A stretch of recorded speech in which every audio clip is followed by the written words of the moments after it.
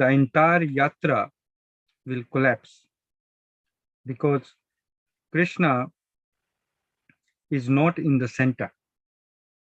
Only Maya is in the center.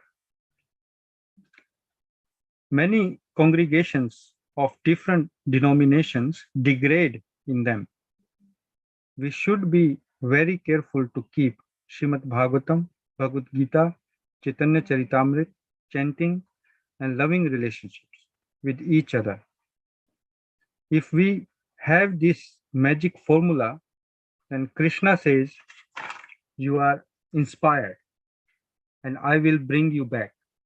Otherwise, no inspiration, and we will just lose taste for devotional service. That is the worst thing which can happen. His Holiness Mahavishnu Goswami Maharaj. So, what I realized from this mellow is that, that to keep ourselves motivated and inspired, we need association of like-minded devotees. And we need to follow our personal sadhana sincerely. If we are not following do's and don'ts, then modes of material nature disturb us. The process of devotional service given by Srila Prabhupada is very much applicable in today's time. It gives us strength to tolerate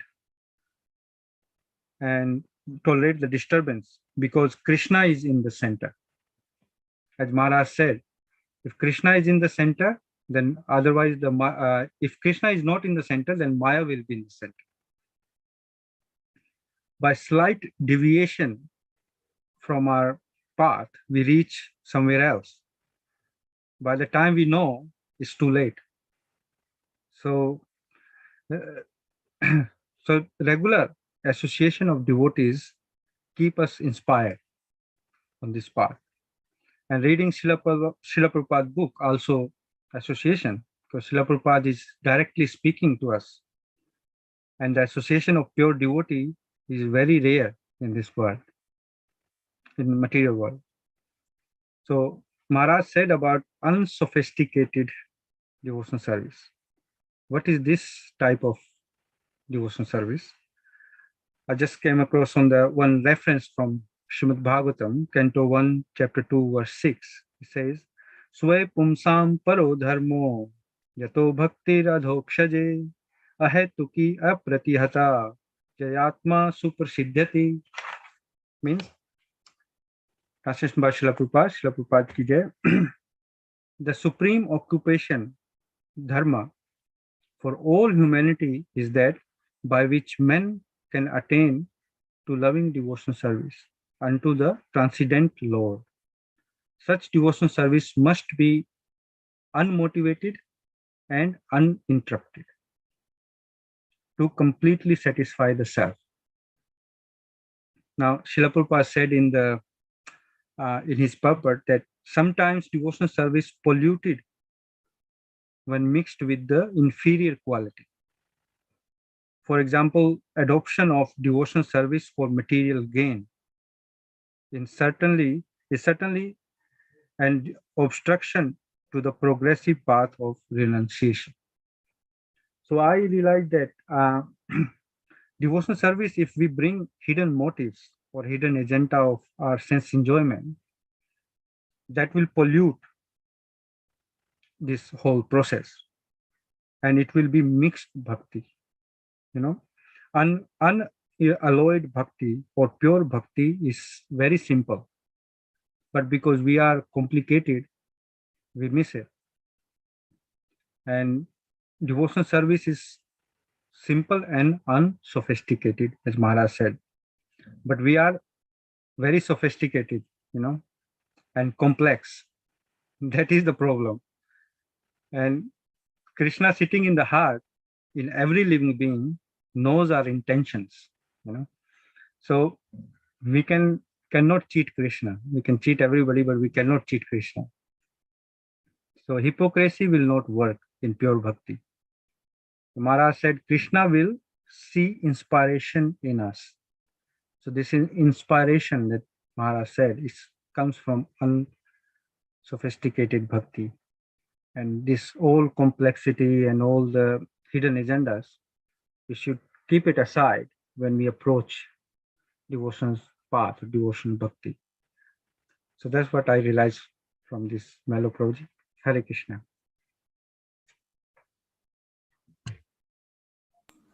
Very nice. Hare Krishna. Maharaj are very very well known for saying this. We are very complicated people. It's correct. It's correct. Very nice. Thank you for starting the tone, Prabhuji. I'll open up for others if you want to jump in and give your realizations. Hare Krishna. Hare Krishna, dear devotees. Thank you, Amrish Prabhu, for giving us an opportunity to give our realization this form.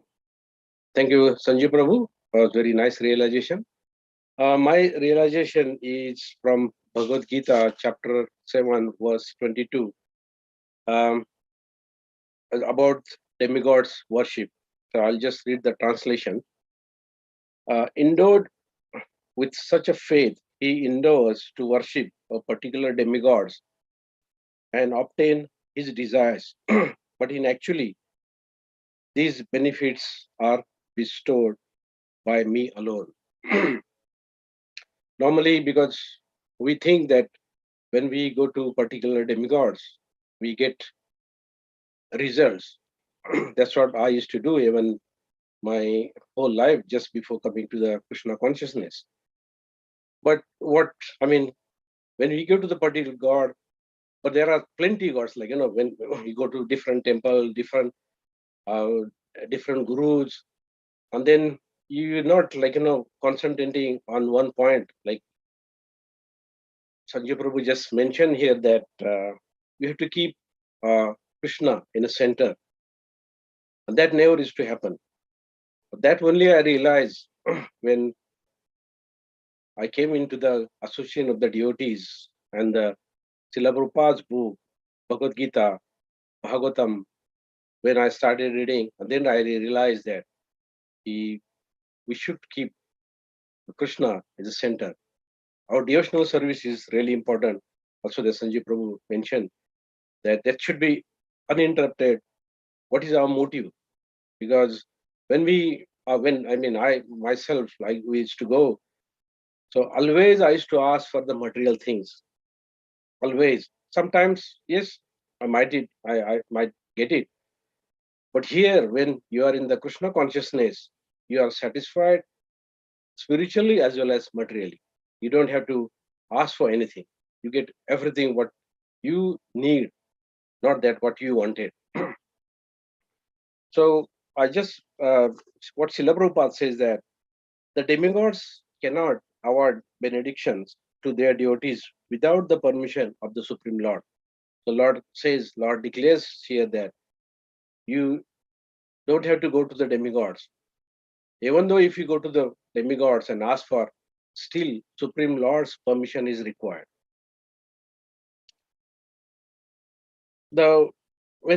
Worship demigod and achievement of desired results are due not to the demigods, but to the Supreme Personality of Godhead. And further, Srila Prabhupada says that if one knows both the demigods and he himself, because we are also part and parcel of the God, so that's why Srila Prabhupada says, if one knows that you and the demigods, we are part and parcel of the God, then he does not understand this. He achieves different planets where the demigods reside. But we don't want that. Even I wish that I always keep my devotional service in center and focus on Krishna. In Chaitanya Charitrama, Adi Leela, chapter 7, verse 7, Srila Prabhupada mentioned there that Nityo Nityanam Chetananam Iko Yo Bahunam Vidhati Kaman. Means we are also person, God is also person. He is also living entities, we are also living entities. But he supplies the necessities of the life to all. everyone. So actually Krishna has everything. Everything he supplies us. So nobody is meant for starving. No one starving in this world. So Srila Prabhupada gave a very nice example about the prisoners. Even though they condemned by the government, they still put into the jail, but they get everything. It's not that they are starving. The same thing, even living beings, they are not starving. So that is just because of the Lord Krishna. So we must understand that Lord is everything. If we surrender to him with the right motivation, then he provides us knowledge, intelligence, everything. So this is my realization from this. Hare Krishna. Thank you, Sopan Prabhu. Very nice. Very nice. Realization there. Jai. Please continue.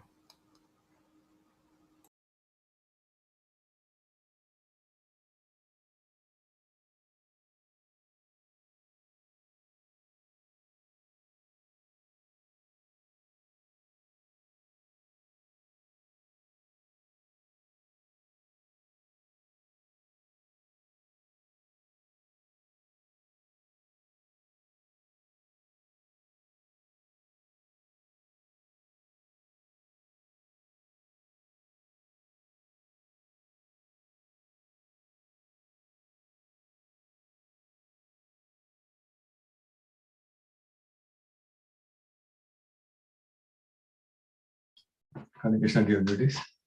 I thought I break the ice. Everybody is thinking what to do. I said, okay, I'll start. Thank you, Amrish Prabhu, Purnipagna Devi Dasi, and Krishna Samaran, and Krishna Prabhu, and all the devotees of Weekend Hare Krishna Weekend. So thank you for giving association, and thank you for sharing your realizations. I'm so happy that today the intermediate class that was dream of Amrish Prabhu for a long time had actually eventually manifested. We have been discussing more for I think 2-3 years now. And hopefully you all take advantage and learn from these devotees who are really, I have learned a lot of things from them. Only good ones. Bad ones I come from previous life. So my realization from this verse for today's realization is, I've been trying to engage myself in talking to new people. And it may simple, but actually it is very hard. I talk to Christians, I talk to white, I talk to black, I talk to everyone, wherever I get a chance. To old friends, to new friends, whatever. Then I realized that why I do it, as why to take trouble. And then people ask you different kind of question, and they have got their strange consciousness. So, and recently we had this Gaur Purnima festival, where a very nice class was given by Amrish Prabhu. And I was preparing for those sharing some realization, and I was reading all those books. I've developed this habit. All credit goes to this Namaha, this Hare Krishna weekend, the taste to read the books, study the books. And what has happened then after you spend some time, you try to relate nectar of devotion to teaching of Lord Chaitanya, to Bhagavatam, to Bhagavad-Gita, to this, and you find out that they all so nicely gel together. And so that's the interest I have recently developed. And all credit goes to all those new people who actually inspire me to keep myself engaged even the midnight, early morning. So we all actually trying to get love of Godhead. That's our motto.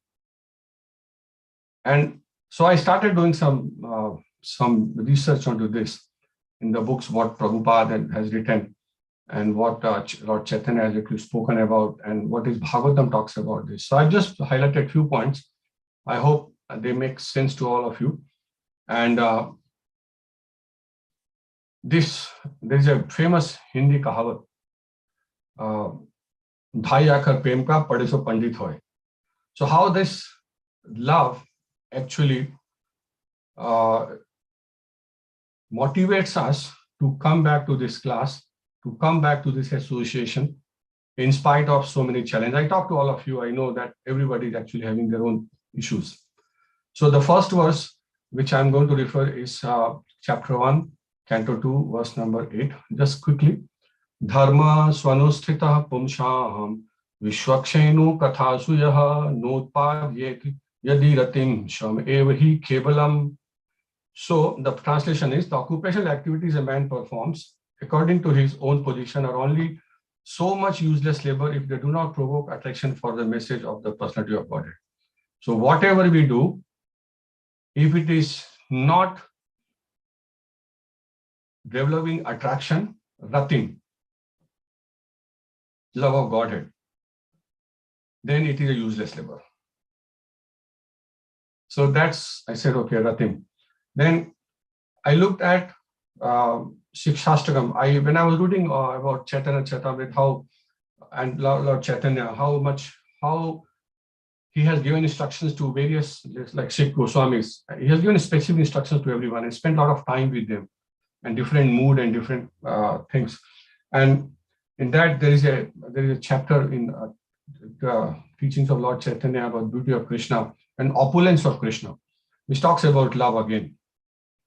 So Prabhupada writes very clearly about love in Nectar of Devotion, Bhakti Rasamrit Sindhu, which is Bhakti Ras Amrit Sindhu. So if you break these words, we understand that actually it's an ocean. So when I was thinking of this love, before I go into this, then I thought, this love is basically nothing but we all enjoy the mellows. The mellows are, one is when somebody is in Santras, is the different chance Bhagavatam talks about in the introduction part. When somebody is Santras, he is in love.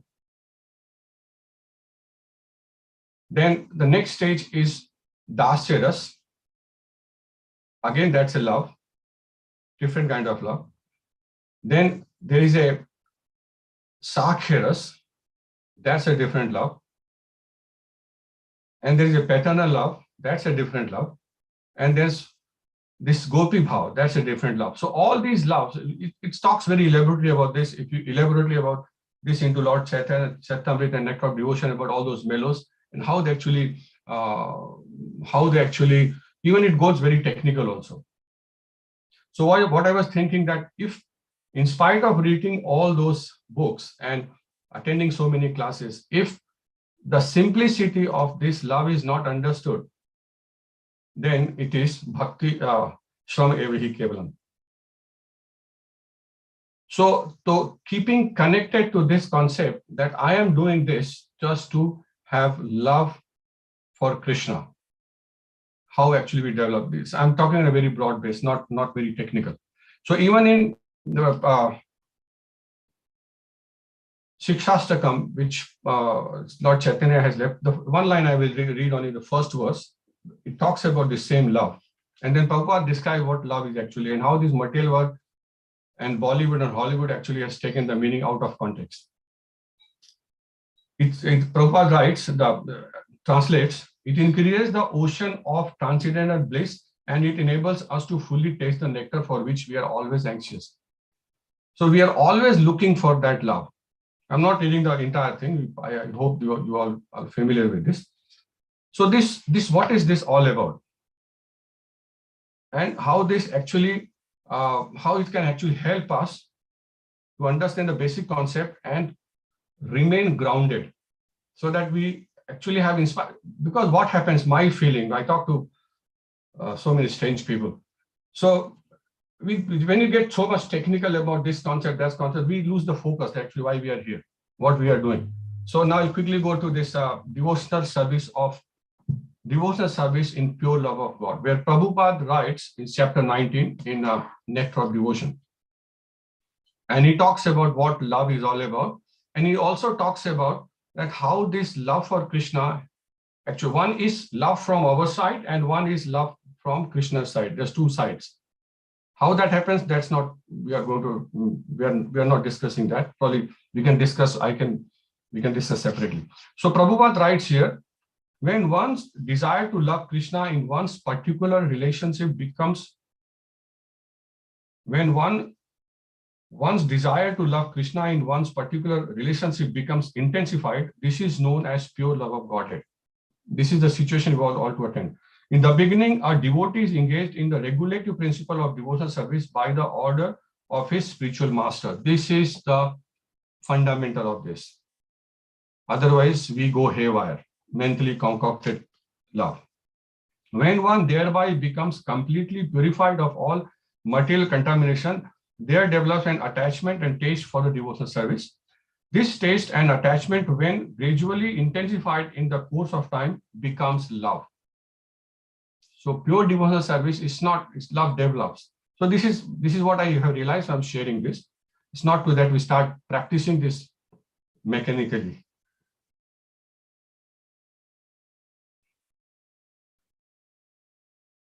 The word love can be actually applied only in relationship with the personality of Godhead. In the material world, love is not applicable at all. That's Prabhupada writing.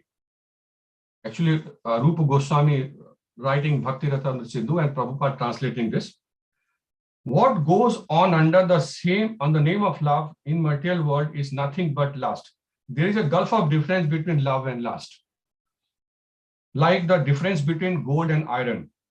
In the nectar of Pancharatra, it is clearly stated that when lust is completely transferred to the Supreme Godhead and the concept of kinship is completely reposed in him, such is accepted as pure love of God by great authorities like Bhishma, Prahlad, Uddhava, and Narad.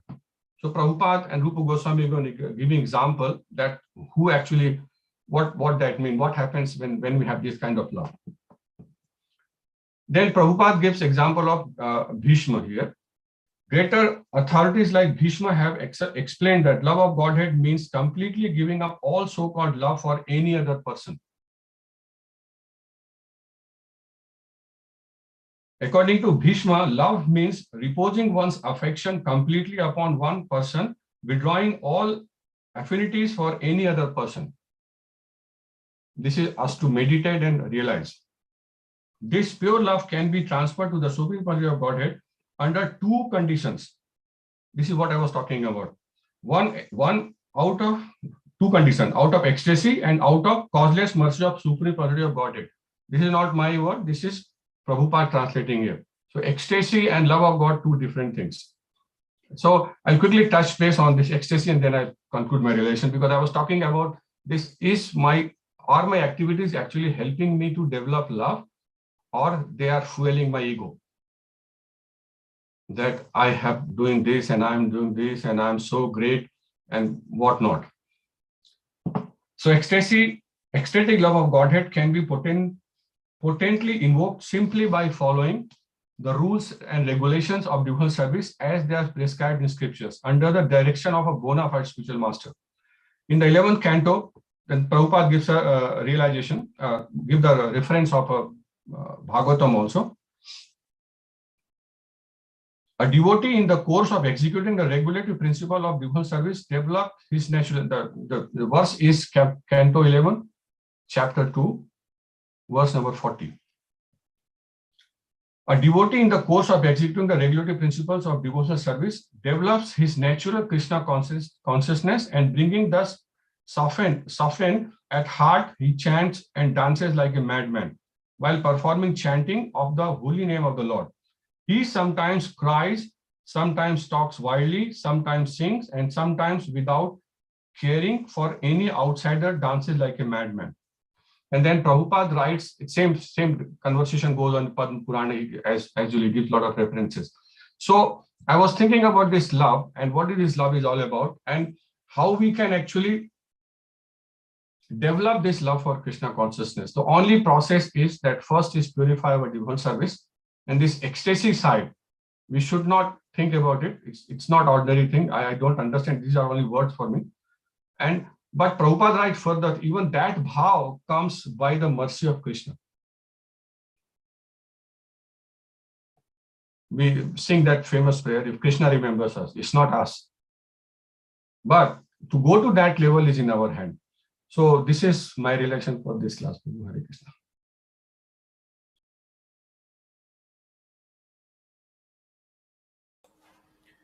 Thank you very much, Subhari. Hare Krishna. Yes, it's growing up now. It's warming up. Ani more, ani more. Give us more. Hare Krishna. Hare Krishna Prabhuji. My realization is on a message that was sent on the intermediate group. It is about it is said that it is better to make the mistake of eating too little. So Srila Prabhupada says this. This is a kind of story. It's kind of long, so I'll just tell the gist of it. So basically, over here it said that in Sydney, what happened was in the Sydney, the temple, what happened was that originally the diet used to be very simple. And then eventually the cooks, they got a habit of creating new and exciting preparations for the devotees' lunch. So before they would only cook rice and dal, and now the ladies, they were cooking buns and different kind of vegetable dishes and cookies with cookies with thick and sweet icing. So this like this the most I'll just read it. It's not very long. So kurma, although originally their diet had been simple, it had lately become a habit with the cooks in Sydney to prepare new and exciting preparations for the devotees' lunch. As well as the standard dal and rice, the ladies now cooked bread, buns, different types of vegetable dishes, and big cookies with thick sweet icing. But the most radical introduction had been the brahmachari offering. Since somehow or other the devotees could not hold out till hot milk time at night, a large pot of hot, sweet, buttery halwa was prepared about 6 p.m. Devotees, especially the men, would fill up their bowls, sometimes with multiple servings, and often end up sleeping through the rest of the program, sometimes on the floor of the prasadam room itself. Prabhupada had once quoted a common sense maxim: there are two mistakes one can make in eating. One is to eat too much, and the other is to eat too little. If one has to make a mistake, it is better to make the mistake of eating too little. Krishna Prasadam, the remnants of the offerings to Krishna, was purifying, no doubt. But Prabhupada warned, if one accepted prasadam only because of its palatable taste and ate too much, he would also fall prey to trying to satisfy the demands of the tongue. This in turn could lead to more serious difficulties. When Srila Prabhupada heard of these new developments in Sydney, he was not impressed. In the afternoon, the message came back from Srila Prabhupada that the diet was too opulent. Devotees should not eat such rich foodstuffs. Just rice, dal, chapatis, a little sabji, simple foods like that. The devotees were attached to their newfound sensory release. But since this order had come directly from Srila Prabhupada, they dutifully conceded to the culinary cutback. So first of all, Prabhuji, as I was reading this, actually yesterday only your message came that today was going to be a realization class. And that was a kind of short notice. I had forgotten. I'd forgotten that this week there is going to be a realization class. So I was actually worried. And the thing is that these last few weeks, I was very busy with my exams.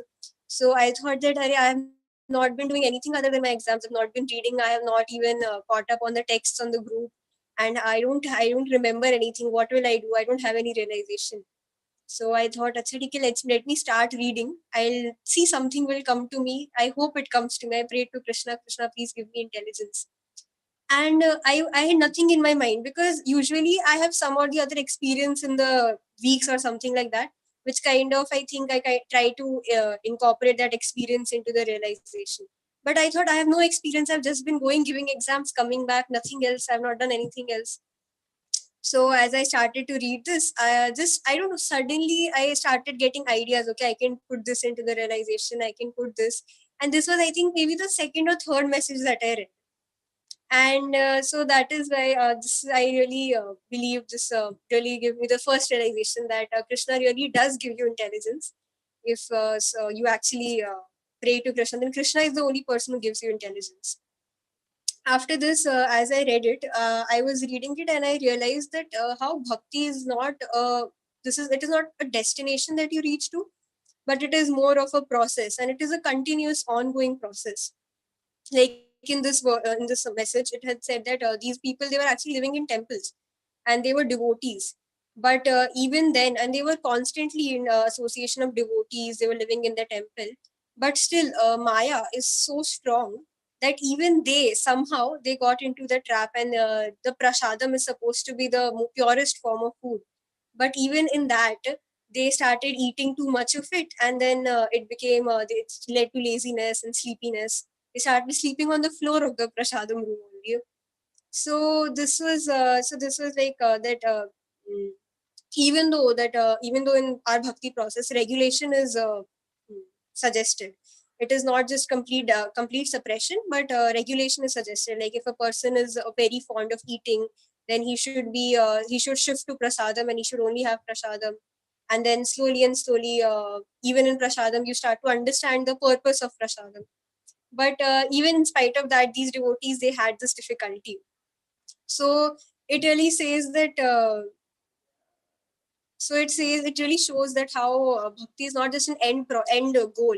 That acha, now I have reached here, now I don't need to do anything, now so everything is going to be fine, now I'm just straight going off to Godhead. It is not like that. Even like I realize how even big devotees, they tell I am so just a beginner, and I used to think that how is that he's such a Amrish Prabhu says I am just a beginner, I don't know anything, but I feel like Amrish Prabhu knows so much. But no, I realized that eventually that even after Correct yourself. This is true. This is a fact about myself. The other devotees. No. I'm telling you as a matter of fact, please. Don't repeat this ever again. It is a fact. yes, Yeah, this is a fact. Okay, I'm not joking. I'm not yes, saying it for Prabhu. my glorification. It is a fact. Thank you. Please. Hare Krishna. Okay, sorry, Prabhuji. But yes, yeah, even these devotees, they were living in the temples, and if they are experiencing this thing, so it just really emphasized on the fact that how it is a continuous process. Like sometimes in my life, in everyone's life, I think it happens, especially with me, that I am going, I have some kind of achievement. Like I feel like acha, some these days everything is going very fine. Like for example, I'll share an incident. So what happened was that before my exam started, these were my final second year exams. So before they started, our classes had stopped. So I was actually getting a lot of time to study and also do my spiritual process, my daily sadhana and everything. And I was actually very happy that I was not missing out on things. I was also reading books regularly. I was attending classes regularly, and I was chanting every day, and I was also studying very properly. And I was also attending the classes every day. And the day before exams also, I had thought that I will attend this class this time, because usually the day before exams or exams ke time I don't attend classes, but this time I thought I will attend the class. And then what happened was that actually the class before the day of my exams, it was a question answer class. And I was the only one who had asked the question of subset first of all, and then Amrish Prabhu had said that we'll keep it a question answer class. So I was like, Achha, so I think this is how it is decided. Krishna wants me to attend that class. That is the only way I will get the answer to my question. So I decided, okay, I'll attend the class. But what happens is that as soon as life, it seems that everything is going very perfectly, something or the other happens, and I realized that it is so easy to fall into the hands of Maya. Because that day, the day of I was going to attend the question answer class, and the day before that, we got a message that everyone has to reach to collect your admit cards, and the timing was matching to the class timings only. So I thought, Arey, what will I do now? I to class kaise karungi main? And in the first year when we collected our admit card, we had to stay there for 2-3 hours. Like it was a long process. That they call you roll number wise, and you have to wait in line. And then while they give the admit card, they tell you things like all the best. And then if your attendance is low, why is your attendance low? And why is your internal marks? Like they do these kind of things. But so I thought, okay, again it will take up a lot of time. But the day that I was going to go, I was about to leave, and right then the message came that everyone does not have to go all at once. You can just go on your own convenient time. You just have to go and you have to collect your admit cards and you can come back. So like this, I suddenly I got chance that I could, okay, so I can attend the class, I can ask my question. So I came back, and then I attended the class for as long as I could, and then I had to leave. So it was that. So that was the first obstacle that I had. And then once my exam started, like till now my exams are not started. It was just the preparatory leave. But once my exam started, things just became even more hectic, because after that it was like I was getting maybe 1 or 2 day gaps between the exam, and everything became very time constrained. Like I had to finish this much in this much time only, and so it started hampering with my daily sadhana. I was still doing deity worship, and I was trying to chant as much as possible. But a few days, especially the day that I had my exam, because my exams were from 2:30 p.m. to 5:30 p.m. So I would reach home at like 6:30 p.m. or 7 p.m. And then in the morning, the entire time I was just studying for the exam. So it was kind of hampering. I was not able to chant all of my rounds the day of the exam. And other than that, I was not able to attend the classes, and I was not reading anything other than my academic books. So this was, I was like, Arey, this has happened again. But I thought while I was doing that, I was okay, I'll just focus on my exams for now. Because what happened was that after our theory papers, we are going to get 2 weeks off. 2 weeks off before our practicals. And we won't have any classes then. I would be completely free. So I thought at that time I will catch up on my chanting and my book reading, and I'll also watch the classes on YouTube. I'll do everything at that time. And then what happened? I gave my last paper. It was after that, the day that I gave my last paper and I came back, that day, the announcement came that what happened is that one paper, it got leaked. So you have to give a retest for that paper again. And that retest was actually yesterday. I gave that retest yesterday. And if that retest had not happened, then in the coming week, I would have had my practicals, and the last weeks would have been free for me. But because we had a retest, so our practicals got postponed to next week. And because there was a lot of time in between, our college thought that they should not give us an off. They should have third year and final year classes for us right now.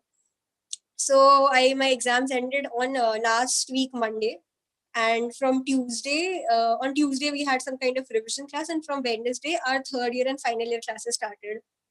And it was a lot more hectic than my second year classes. And because obviously it's a final year, and then we have our clinics also. So, and I would get tired also, because actually the hospital is very far away from my college, so we have to cycle there.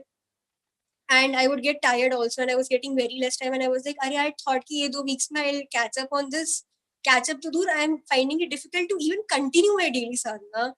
So I was like, what is this happening? I mean, everything was going so well, and now I thought I'll do this, but then this happened. And then after that, it became so hectic because I had to do my classes, and I had to study for third year, final year. I had to go to the hospital, and I also had to study for my second year exams because I was having a retest for that. So it became very difficult. And then just yesterday, in fact, yesterday also I was not able to attend the Saturday class because my exam was from 10:30 a.m. to 1:30 p.m. So that was literally in the duration of the Saturday class. And then I came back, and I was actually worried कि अरे कहीं Sunday को कुछ ना हो जाए, because I really wanted to attend the intermediate class. And Sunday को also I actually initially I had a prior engagement, like I had to go somewhere, तो वो हो गया था. But I was like, this is just too much. I have thought बहुत ज़्यादा कि I'll do it later. I just can't do this. I have to prioritize. I have to do something. And I can't miss the first intermediate class, I just thought. And I thought ki this is just Maya doing, making it very, and it is so easy. It's not even that I have to try to not do my bhakti. It is like I can very easily tell myself, I'm not able to do it. Ye ho raha hai, wo ho raha hai. So I finally decided I have to attend today's class. And so I called up and I gave some excuse for not being available. And I'll be available after lunch if you want me to be available at 1 o'clock, 2 o'clock, or something like that. So I'll attend the intermediate class, and I'll attend the realization class for as long as possible.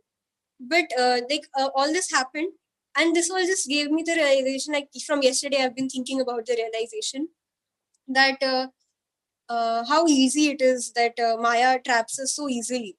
And as soon as we realize that our devotional practices are going on very perfectly and everything is going nicely, and you're getting time for everything somehow or the other, and then something happens, and then you have to constantly, it has to be an active process that you have to find time between everything else for all of your daily practice, daily devotional service.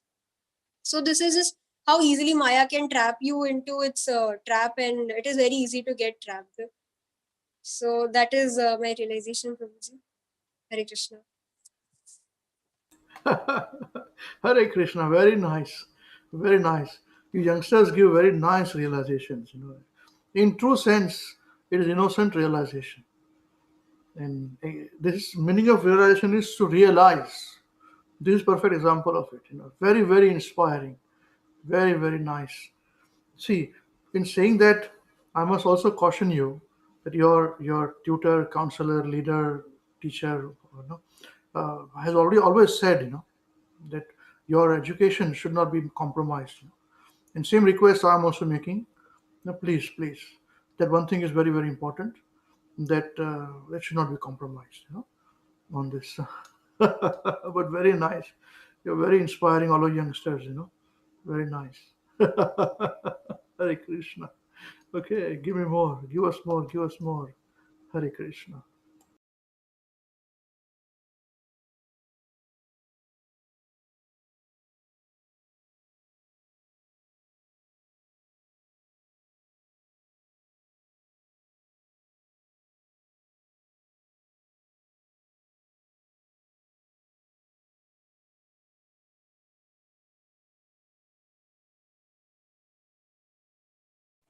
Hare Krishna, dear devotees.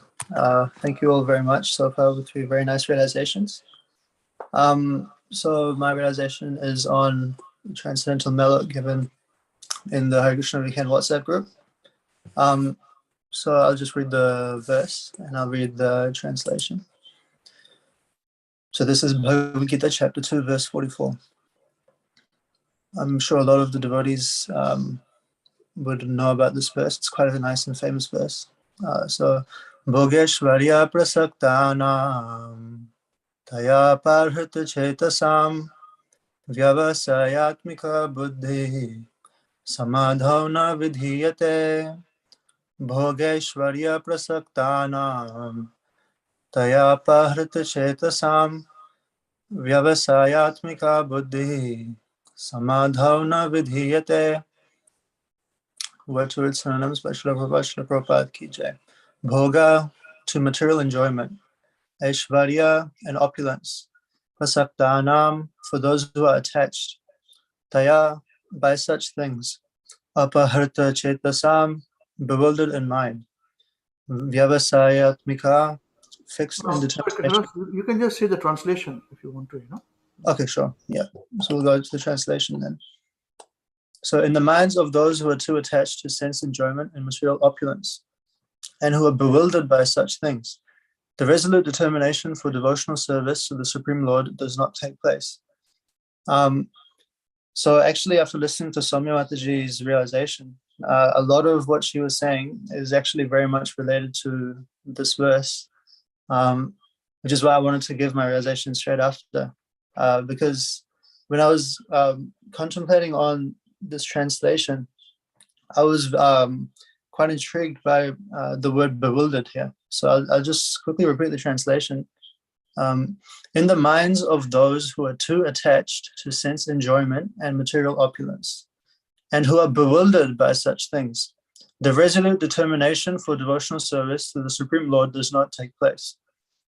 So I was thinking that, if someone is too attached to, enjoyment, or wealth, or fruitive activities, then how does that bewilder them? And so when Soumya Mataji was talking about all these different curveballs and obstacles that are thrown at you in the form of let's say studying for exams or commitments that come up, how you deal with that, and how Soumya Mataji was saying that actually praying to Krishna, and Krishna provides solutions for you. So the resolute determination, I think what I was inspired by her realization was that actually in essence what she was pointing at was actually the determination to be able to find time for Krishna, find time to come to the programs, etc. So here, if you're bewildered by this material opulence and sense enjoyment, then the resolute determination does not take place. So in other words, to me, what that means is that if we do not, if we're if we're too enwrapped in it, if we're completely, as as we say in Maya, then we become bewildered. Then we do not see beyond that. So as we always say, actually, that we have to reach a stage from beforehand, trying to find time for Krishna, to ultimately have so much time for Krishna that we have to find time to do other things. We have to find time to do things that we were doing before. So live in a bare minimum, as we were saying about not eating too much, etc. Living a disciplined life. All these things contribute towards the determination towards devotional service. Otherwise, if we get too enwrapped in our own position, if we get too attached towards things, then we are not able to even begin to go towards the process of determination. So I thought the word bewildered here was very interesting, because the power of Maya or illusion is so much that it completely turns us around. So even my personal experience, whenever and I was doing university, and when I was in high school, having to establish a routine of devotional service was and still is extremely, extremely hard. And I know for a fact that it wasn't 100% of determination and sincerity. So this idea of actually always remaining in resolute determination towards the Supreme Lord, Srila Prabhupada says that stage of reaching the determination, it's not easy. And the reason it's not easy was because the word Srila Prabhupada used of those that attain that stage is of samadhi. So, for anyone, at least for me, when I think of devotees in the stage of samadhi, it's such a advanced process. For me, when I first read the verse, I thought it was, I did not fully understand. I just thought resolute determination, that means just, continuously do the process and things will happen eventually. But actually, it's such a advanced high stage of samadhi, where pure devotees of the Lord, they only focus on reading, chanting, Shravanam Kirtanam, Vishnu Smaranam, and not at all completely eradicating sense enjoyment, material opulence. So for devotees who have just joined the weekend group, or for those devotees who have practiced in Krishna consciousness for a while as well, it's often taught that we add Krishna in our lives, and then slowly, things will be replaced. So this stage of resolute determination is where we reach a point where we have to find time to accommodate other things, and our entirety of our time is actually devoted to Krishna. Now, that once I read Srila Prabhupada's words about this, it actually made me realize that it's such an advanced stage, and resolute determination may be just a word, for me, but actually the meaning is much, much more advanced, than for me, that I feel at all capable of.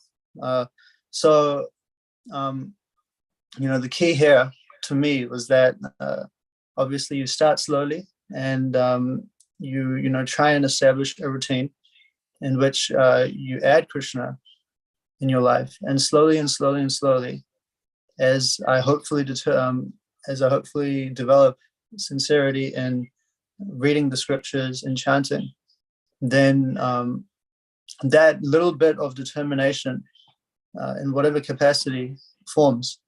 So I was very, very, very inspired. I'm actually very inspired by all of the devotees, especially those who are moving on to the intermediate class as well, as they're also like my age, but I've seen how inspiring it is to hear them, trying to find time to attend classes, to practice their own sadhana. So it's very encouraging to see that everyone is on the right track, and that hopefully we all can get that important determination, so that at the time of death we don't have to leave anything to be desired, which ultimately is the main aim, because the only way we can remember Krishna is if Krishna remembers us, not that we only remember Krishna at the time of death, because that's not going to happen. So this realization was just a bit of a jolt to me after exploring it for a little while, after meditating on a while. So that's my realization for this week. Hare Krishna. Okay, thank you, Krishnadas.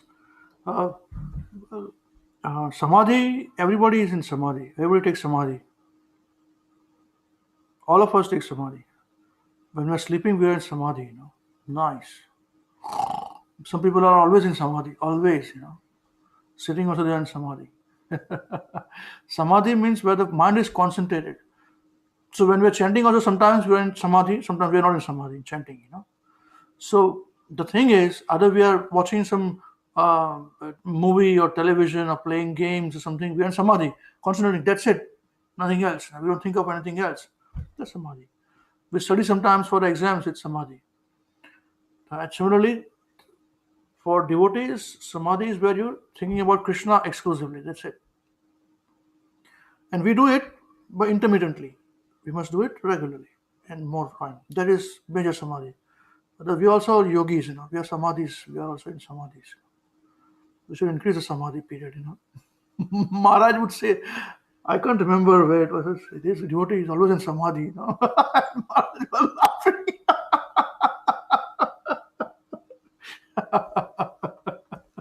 Hare Krishna.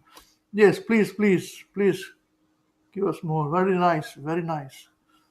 You youngsters are very nice. I was thinking, when you are young, when you're new, you are challenging Krishna. And we wanted to do this. It was my personal challenge to make everybody challenge Krishna. Krishna, help. Krishna, where are you? Krishna, I want help. But as you progress, when you grow old, you become big devotees, you become philosophers, man.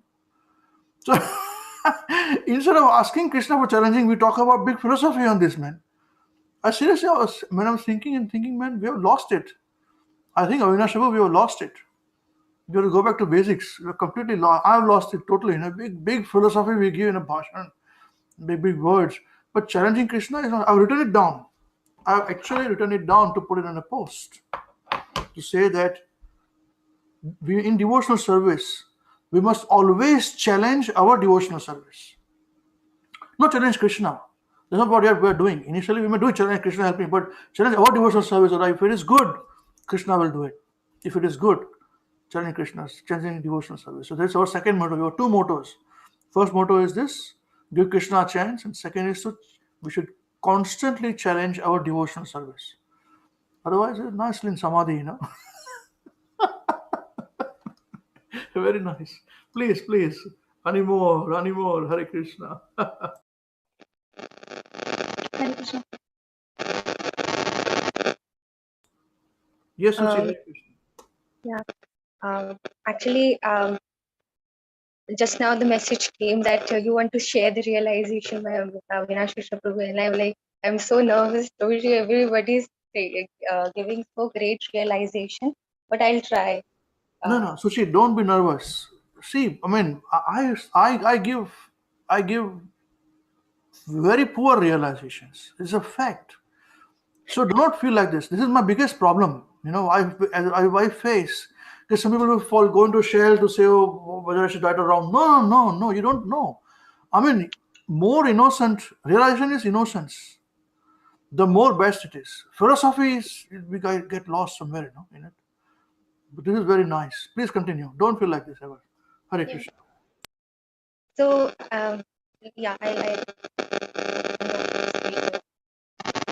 So, actually, it is quite very relevant these days. What is happening? Realization is what I feel that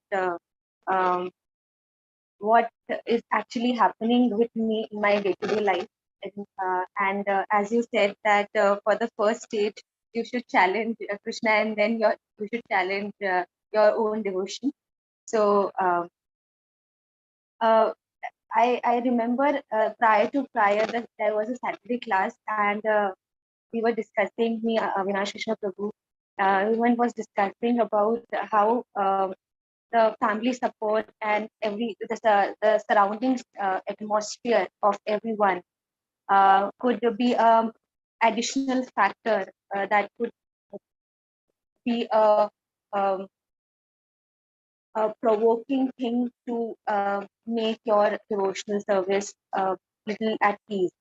And we were discussing and how everybody was congratulating me that my atmosphere is certainly very easy, and they have been very supportive. And then suddenly things happen like that, that after the class, we were having that regular class, but actually this becomes quite difficult when I have to make my own family and surrounding understand that things are not just a spiritual picnic for a while, or just 1 or 2 day class, but a regular class was has been arranged. Um, so I, for the first time, has felt this urge and this compulsion when, like, after being so amazing, after being so comfortable with Krishna conscious activity, then also if an obstacle comes and someone is, or people around you is saying that no, I'm like, might have some work, and I like some discussion goes on, and people say that no, this class would be postponed, or I will, we will rather think that it would be a 1 day or a monthly 1 day program. So it was like, no, it wasn't a 1 month program. It should have the sincerity. Like, when I joined wecan, I also come with the point that I'll join, I'll see what happens, and then suddenly situation turned up, and I said that I have said this realization to Avinash Krishna Prabhu also, that uh, if you really look at the thing sincerely, the sincerity attracts you more. So then, like, that was a first struggle that I faced, that obstacles will going to come. And then after that class, as we were discussing again in the next class, where Avinash Krishna Prabhu told me that we were discussing about bhakti, and he just pointed out my name and said that, Shruti, that bhakti would not be easy. And that realization also stuck to my mind, that no, things will come and obstacles will going to come, but the underlining thing, that uh, the mercy that is being showered by our Shiksha Guru, like you, Amrish Prabhu, and Avinash Krishna Prabhu, is very like, it what sticks, it's what attracts. And second was the followed proceeding realization that in these preceding weeks, I was like, I was in a event, and there one of my acquaintance, she was like, she told me that she'll be having a dinner and after the event, and we were like sitting together, and she was like eating meat very lovingly, and she was cherishing her meal. And then I realized that uh, this thing of like, if I would have not been into philosophy, or if I'll not take this philosophy very properly and ingrain that in me, then certainly everybody, if I'm going to see anybody that who is very good and certainly successful in their um, like daily conduct, I'll not be able to share what is actually a very proper way of conducting and a proper mood of uh, conducting their life. So that realization that you'll have to be first be educated and realize that this education of Krishna consciousness and this mercy that has been given by a disciplic succession is actually you have to ingrain it not just on a surface level, but you have to be philosophically driven by your own self and by following a proper procedure also. And then again at the night when I was reading I was reading a lecture, and where Srila Prabhupada ji said that books are the basis, preaching is the essence, purity is the force, and utility is the principle. And at that particular quote, that sticks to me, that pure preaching is the essence. At the very first, I wasn't aware that how preaching would be so useful, and how knowing the philosophy and sharing the philosophy would be so useful. Like I've said that in the very first I came here to just be and just listen to what everybody would have said and just give my own remarks, and that was all part of coming and joining the class. But now since I'm continuing the process, I am understanding that no, mercy is not just feeling good and doing satsang only, but actually speaking about the core philosophies and actually giving the mercy to others by, like, I was the one who have taken the mercy by everyone in this group, and it's just like it should not be just absorbed within me, but I have to be responsible enough to also conduct that mercy and make others aware that this mercy is not actually cheap and actually just as it like being a good person in a on a surface level. So, and secondly, when our next class was there, um, it was so interesting that one phrase that one verse that Avinash Krishna Prabhu let me to read was Esham Evanukam Partham Aham Ajnanajam Tamaha Nashyam Atma Bhavasto Jnanam Deepena Bhasvatah. So I'll read the translation. I show them special mercy. I, dwelling in their heart, destroy with the shining lamp of knowledge the darkness born out of ignorance. So that actually was what I was feeling, or I was realizing over the preceding week, that I was the one who had this feeling that, yeah, I'll come to the class, I'll be here, things will go in a smooth way, or maybe I would rather continue this process by just listening and asking some questions. But now I have realized this, that no, I have to be responsible enough to take this responsibility of sharing and being philosophically driven, and be responsible enough to understand this mercy that has been bestowed. And that is why I now realize that how this parampara and disciplic succession and Guru Shishya parampara has so much mercy to be given, and then how I could take this systematic bhakti process and philosophical training to a very best, and then use it perfectly. So that's all. Very nice, Sachi. Very good. Very nice. You're becoming mature. Avinash Prabhu tells me that you're very serious and you are the catalyst in your family. Very nice. All the best. Hare Krishna. Yes, who would like to be the next? Hare Krishna, Krishna. Prabhuji. Hare Baba, Hare Krishna. Rupali Mataji also covering her hair. What is happening? Have you put a gun or someone in on your head, you know? Nobody's forced, you know?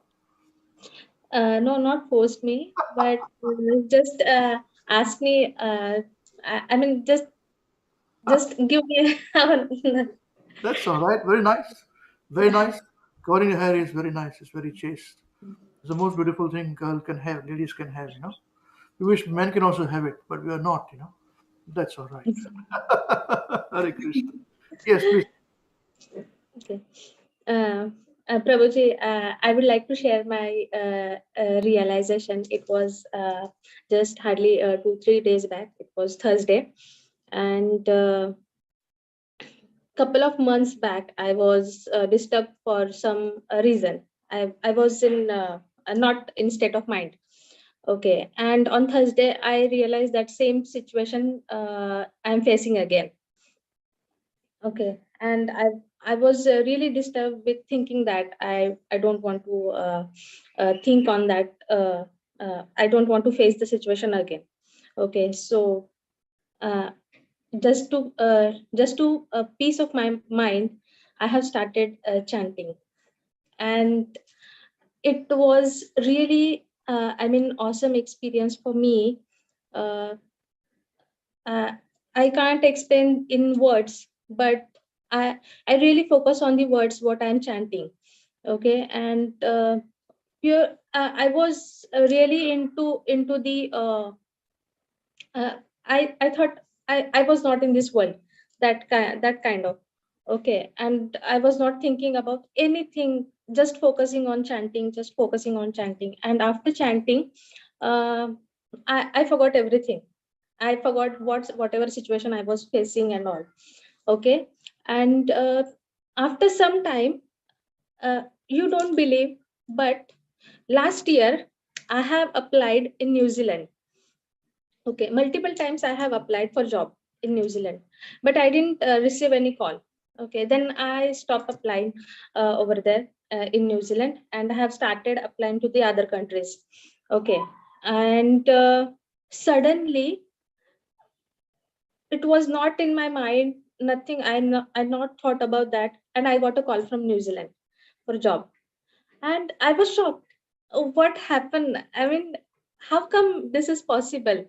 That in morning I was in other thought, and what this is now. I was so happy, and everything, the situation was totally changed. So it is not about that I received the call, but it is about the I realized that if I'm taking one step towards Krishna, Krishna comes to me with the 1,000 steps. So this is my realization, which I can't explain this in words, because that day how drastically change everything in hardly in 1 or 2 hours. So this was just a beautiful experience for me. So this is my realization, that if you are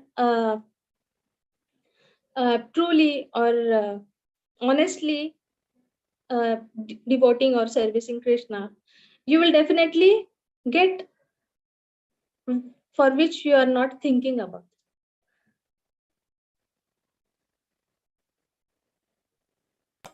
Very nice. Very nice. Another example, you know, when brand new devotees, you know, we experience chanting so nicely. It's like transcendental. We got a treasure, and we lose it. As we grow, my mind goes. My mind is here. Where, you know? Yeah, I remember my time. You know, when I was doing that, chanting helped me. I challenged chanting, and it supported me so much. You know. And here, Yes. after 20 years, 7 years, 20 years, my mind is wandering here, there. Why? Yeah, I'm bogus. Innocence is lost. Now I realize why Maharaj. I remember listening to Maharaj's classes, and Maharaj would say, we should be very innocent in devotional service. This Maharaj would say, Yes. and I could not understand. Innocent in devotional service. Yeah, I wish I could be innocent in devotional service, But this is the thing, Yeah, very nice. You know, Prabhuji, it was I think 5 or 6 o'clock, and as per the New Zealand time, it was a midnight. But I can't stop myself to call Namrata with sharing this thing. And I was really happy, and it was not just I'm happy for I got a call from New Zealand, but I was happy that in some days ago I shared my thing with Sheetal Prabhu's class that I have checked some your pics like Sanjeev Prabhu and you and Krishna Sampanna Prabhu. Everyone's pic was there on the YouTube uh, uh, on the site with website, and I was really think I could be there for servicing Krishna. And after that, I forgot those things, but not sure how come if I'm applying last year and I got a call this year. It was I mean really surprising for me. Nice, nice, very good. Where is the place? What's the location of this? uh, Where is um I think see the call is like they are asking me like, do you have visa? You have applied, but maybe you are not remembering this. And I was like, I was not in a state of mind to listen everything, but I was shocked. How come I was in that mind? How come I got call from New Zealand? So that kind of very nice. I think it's Auckland or something. But yes, Nice. so nice. I think so. I got motivated. I will start applying again. I thought Krishna is calling me for his devotional service, maybe that kind of. So I'll start again. No problem. Wherever you are, devotional service is happening, They'll Yes. guide you. You'll be surprised. No, you don't require to change your location at all. I mean, you can, but if you don't want to, No. Hmm. It was my last year's dream that I will be going and yes. see I have visited multiple countries, but never thought that I would be getting call from New Zealand, but it was my dream. Just Amrish Prabhu. Yes. I think Rupali Mataji means when she actually shared that realization, started a program where she actually checked the, our food distribution photos done by devotees, the cooking and actually all the Krishna festival, And she was saying that she felt it very nice looking at those pictures, and then she really wanted to actually come and do the service, cook and all that. Then yeah, so I said, oh yeah, actually we also miss it because it stopped at the moment because of COVID. But I think yeah, anybody who will come, I think they enjoy that. And so Krishna, if you really desire, Krishna will give the opportunity. So this is I think happened after that. Yeah, very nice, very nice. And we already have some volunteers joining us from your Wayne's team. They want to join Dwayne's team. Very good. We should start again now. All the rates are coming down. We're still few thousand, 10,000, but the number of cases. But we should look at it. Very nice. All the best. All the best. Okay. All right. Any more? Who'd like to be the next? Hare Krishna. Hare Krishna, Prabhuji. Is my voice audible? Like my mic is not working. Yeah. Okay. So first of all, like really nice realizations by everyone. I think I was really enjoying that bit. That everyone has such a great variety and depth of realizations. So my realization is on chapter 3, verse 4, Bhagavad-Gita. I'll just quickly recite the verse. Na karmanam Nishkarmyam purushoshnuti na cha sannyasana deva siddhim samadhi gacchati. Not by merely abstaining from work can one achieve freedom from reaction. nor by renunciation alone can one attain perfection. Purport. The renounced order of life can be accepted upon being purified by the discharge of the prescribed form of duties, which are laid down just to purify the heart of materialistic men. Without purification, one cannot attain success by abruptly adopting the fourth order of life. This is just a small part of the like Prabhupada mentions, for the sake of time, I'll just keep it short. Prabhupada also mentions that on the other hand, if someone takes to the transcendental service of the Lord, even without discharging his prescribed duties, whatever he may be able to advance in the cause is accepted by the Lord. So I remember that in the past, some classes, like there have been a lot of classes where this point has been mentioned, that you can't, you can't neglect your devotionals, you can't neglect your prescribed duties, right? So, like in that sense, I was thinking that the first line of the purport, that the renounced order of life can be accepted upon being purified by the discharge of the prescribed form of duties, which are laid down just to purify the hearts of materialistic men. So I was thinking that this line itself kind of drives home the point that, even Maharaj emphasizes a lot on that you should always be diligent in your prescribed duties as well as your materialistic activities. And you can't just haphazardly renounce these things. So I was thinking that the Prabhupada writes that these prescribed duties have been laid down to purify the hearts of the materialistic men. So that itself is such a powerful point, that it's not that these are just some material engagements for you that are just distracting you. If you do these things in a proper, orderly fashion, they are supposed to, purify you. And I remember Purna Pragya Mataji's realization of the last week as well, that she said that expertise in material activities is spiritualization of material activity. That was said by Maharaja, she quoted. So I was thinking those things that makes a lot of sense. But then I read this line where Prabhupada says that once you're in the transcendental stage, even without discharging the prescribed duties, whatever he may be able to advance in the cause is accepted by the Lord. And I was thinking that, like, now I know, but maybe if without proper guidance, maybe I would have thought that, oh, so I am chanting right now, I'm doing all these things, so I'm on the transcendental platform and I can, I can neglect my prescribed duties. But I was thinking about this, that me at least, I'm far, far away from that transcendental platform, right? Like I read it in a lot of books where Prabhupada writes that we still want to lord over the material world. And I would think to myself that, I don't want to lord over the material world. I don't want to, be the king of the world. But in this little tiny family that I have, in this little friend circle that I have, I want to be the best person. I want to have the best marks, the best job. It's just this little thing, not the entire world. So that's how like I created that comfort for myself, that not the full material world, just these things. And I was thinking that, really, there's this movie, I don't know if you've heard of it, it's called the Shawshank Redemption. Like maybe you've seen it, maybe you've not. So in there is a person, Brooks, who had been in prison for 70 years of his life. Like for 70 years he was in prison.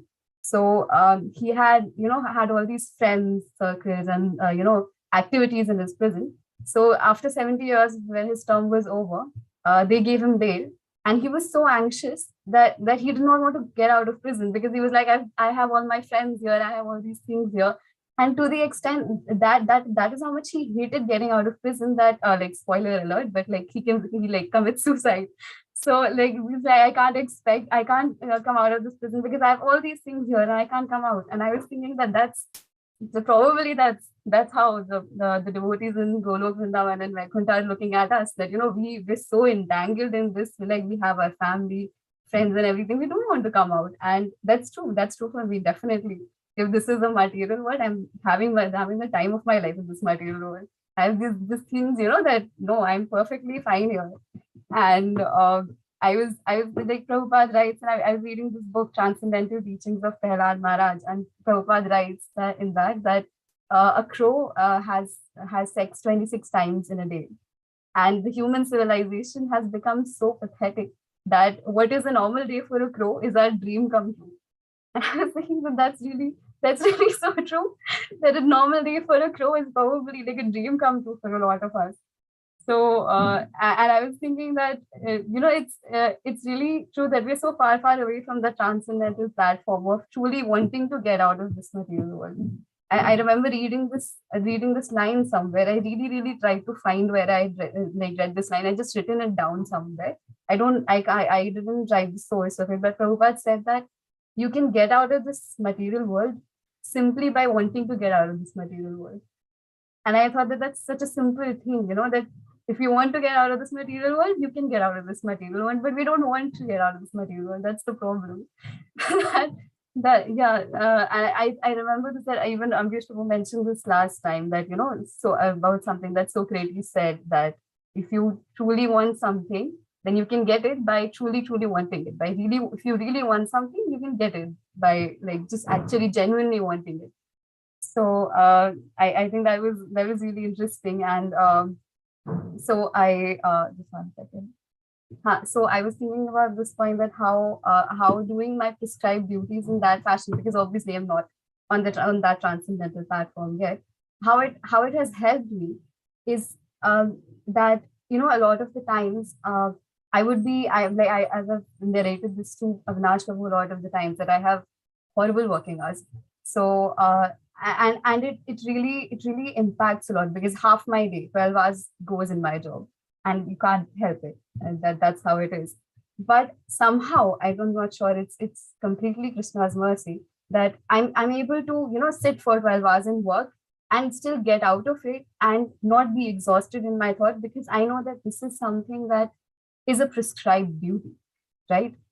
Because I find a lot of people around me, like there is this up and coming thing which a lot of people have. It's called an existential crisis, that you don't know what your existence is meant for. You don't know what to do, and you're trying to derive this meaning of your existence in all these different things. I find like a lot of my friends are trying to, like, I understand that job satisfaction is a thing, yes, but to derive the meaning of your existence from your job is not right.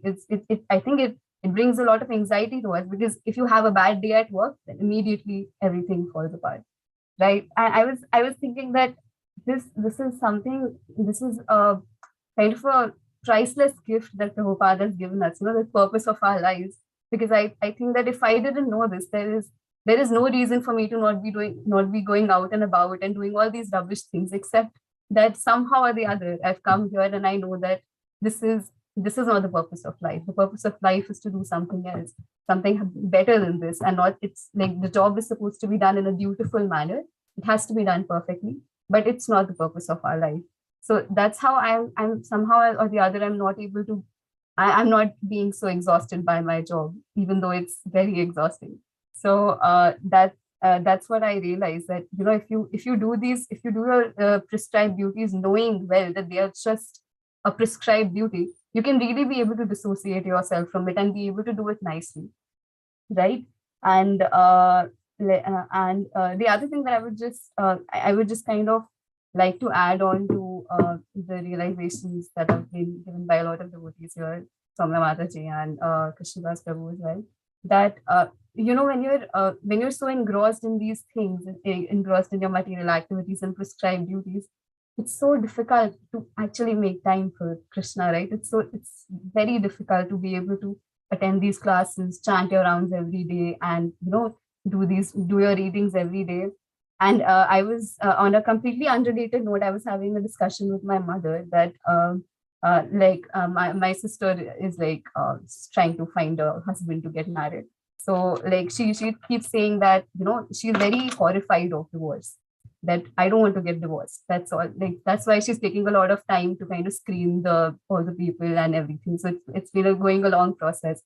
And I was talking to my mother about this, and this is the anxiety that she has, that she wants to get married and be done, and she doesn't want to deal with divorce. And so my mom said that she doesn't realize that it's in to some extent, it's in her hands as well. That she said that for 25 years I've been married and I've never even uttered the word divorce in my life, not to my husband. I've never thought about it. The thought should not even come to your mind. That's the level of dedication that you should have, that even the thought of something going wrong shouldn't come to your mind. And I was thinking about this point that similarly, maybe if we're if we're advanced enough, like I think about this, that if there is a class to attend, if there is a certain things to do, the thought even shouldn't come to our mind that there is a possibility of not doing these things. The first thought should be that how can I rearrange things so that I am able to do these things? Like how if there's a class that's scheduled at an odd hour, or if I have something that comes up at Saturday, Sunday, the first thought that I have should be that what do I need to cancel? What do I need to rearrange to be able to attend these classes? The thought shouldn't be that should I attend this class or not? Would I be able to? So I think that while I don't have that mindset, but I was thinking that would help. Right? That's really where we're headed. So that's why I was thinking that to that extent we should be chaste to Krishna, right? That everything else shouldn't matter. And I found it a lot of times that even if I have engagements or even if I have some things to do, in my mind I know that Saturday, Sunday there is a block. 12 to 1, 11, 10 to 1, I won't be available. So if someone asks, there's a certainty in my voice that I am not going to be available. I am sorry, but it's not possible. It's beyond possible for me to be available post 1, before 1. So whatever it is, we can reschedule or do some other time. And I was thinking about this point that I have never, not once in my life, been at any loss for doing it. Like I've never suffered even like the slightest of loss or something that I've missed out on, something important. Never, it has never happened. So that's really true that, if you take one step to Krishna, he will take 1,000 steps towards you. And that's how we can imbibe these things in life. I'm not there yet. Like these are all just words to me like right now, but hopefully I'll be able to imbibe these things in my life perfectly at some point. Hare Krishna. Yeah, so nice, man. You guys should be, you must give classes, man. We should retire now. We should become students. Of course, we are students only. But in true sense, it's so nice.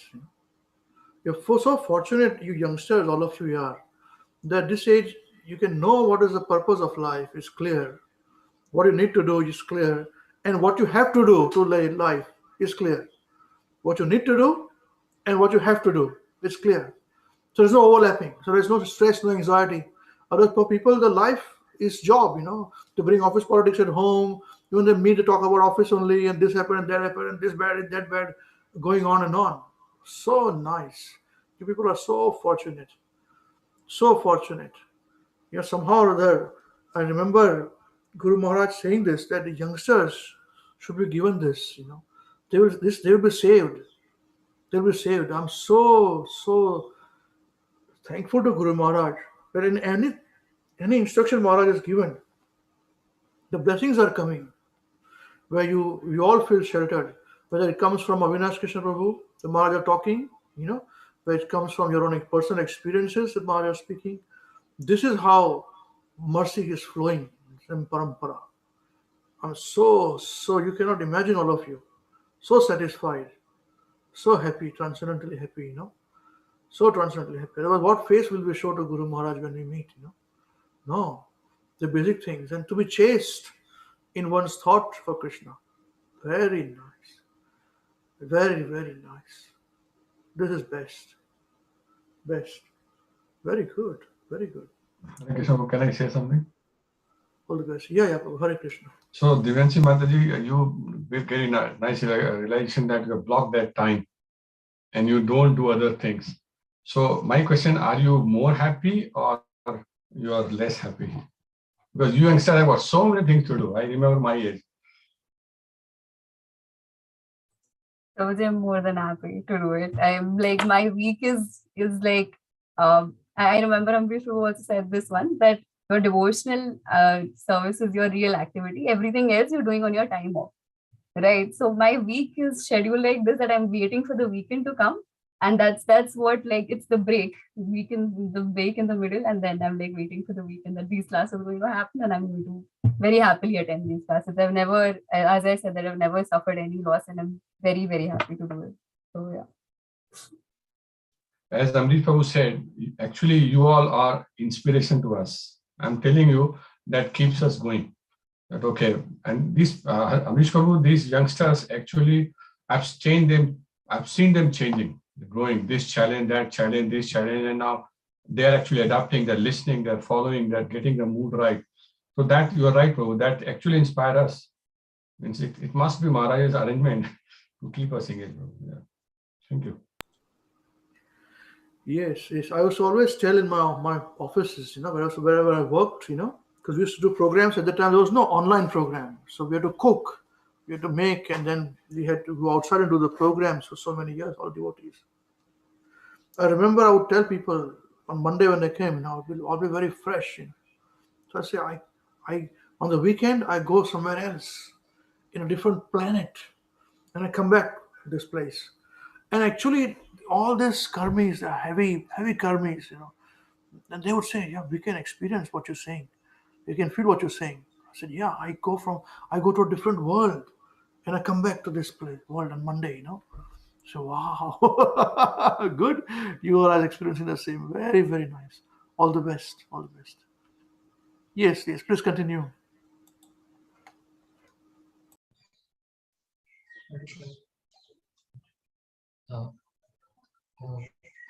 Yeah, thank you for giving me a chance to do my realization. I was just listening to the realizations and I was just listening to you speak. My realization is loosely based on that.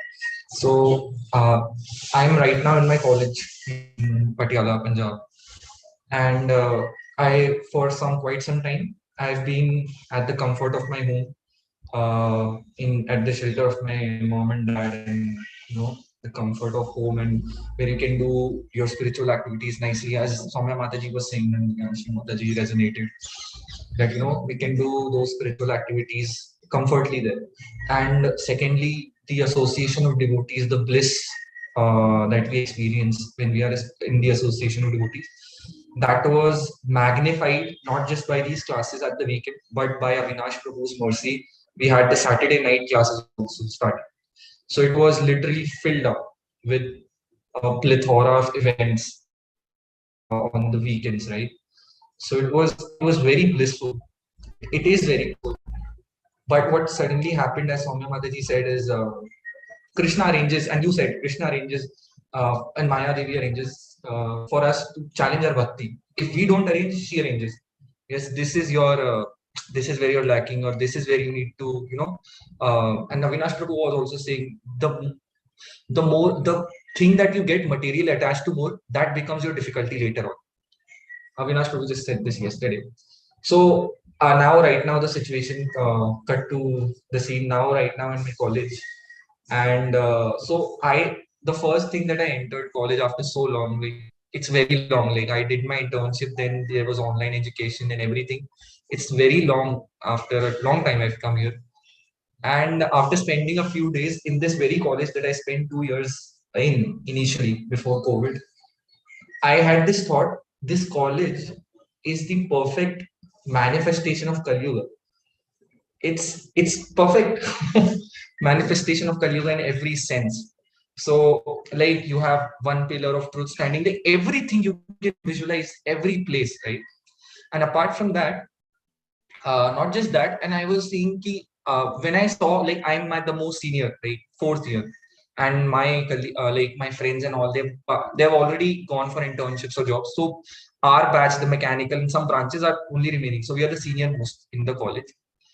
And when I look at my junior batches, and I see the kind of activities that they're indulging in, and the things that they're indulging in. And as you said, youngsters need to be engaged because they have so much fertile brain and so much information is available.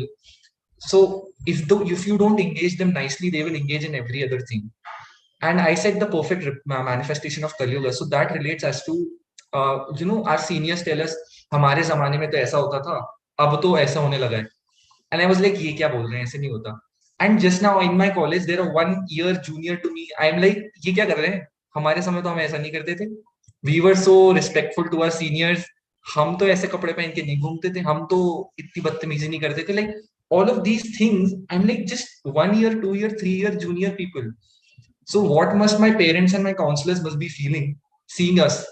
And not just our counselors, what must Sukhdev Goswami and Parikshit Maharaj and all the sages and Naimisharanya and all these places 5,000 years ago when they wrote about Kali Yuga, what must they be feeling? about how people in Kali Yuga will be, right? So all of these thoughts, I thought that since realization class is coming, I need to structure them, and I structured them in a this. So I also gave it a title. I'll just read it out, and I also referred Bhagavad-Gita to give it more meaning and give it more authority, some formality and authority. So I'll just read it out. Yeah. The title of my realization is I just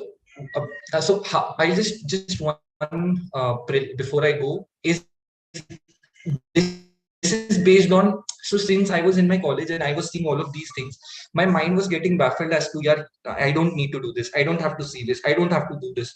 Like, it was all because there are so many things.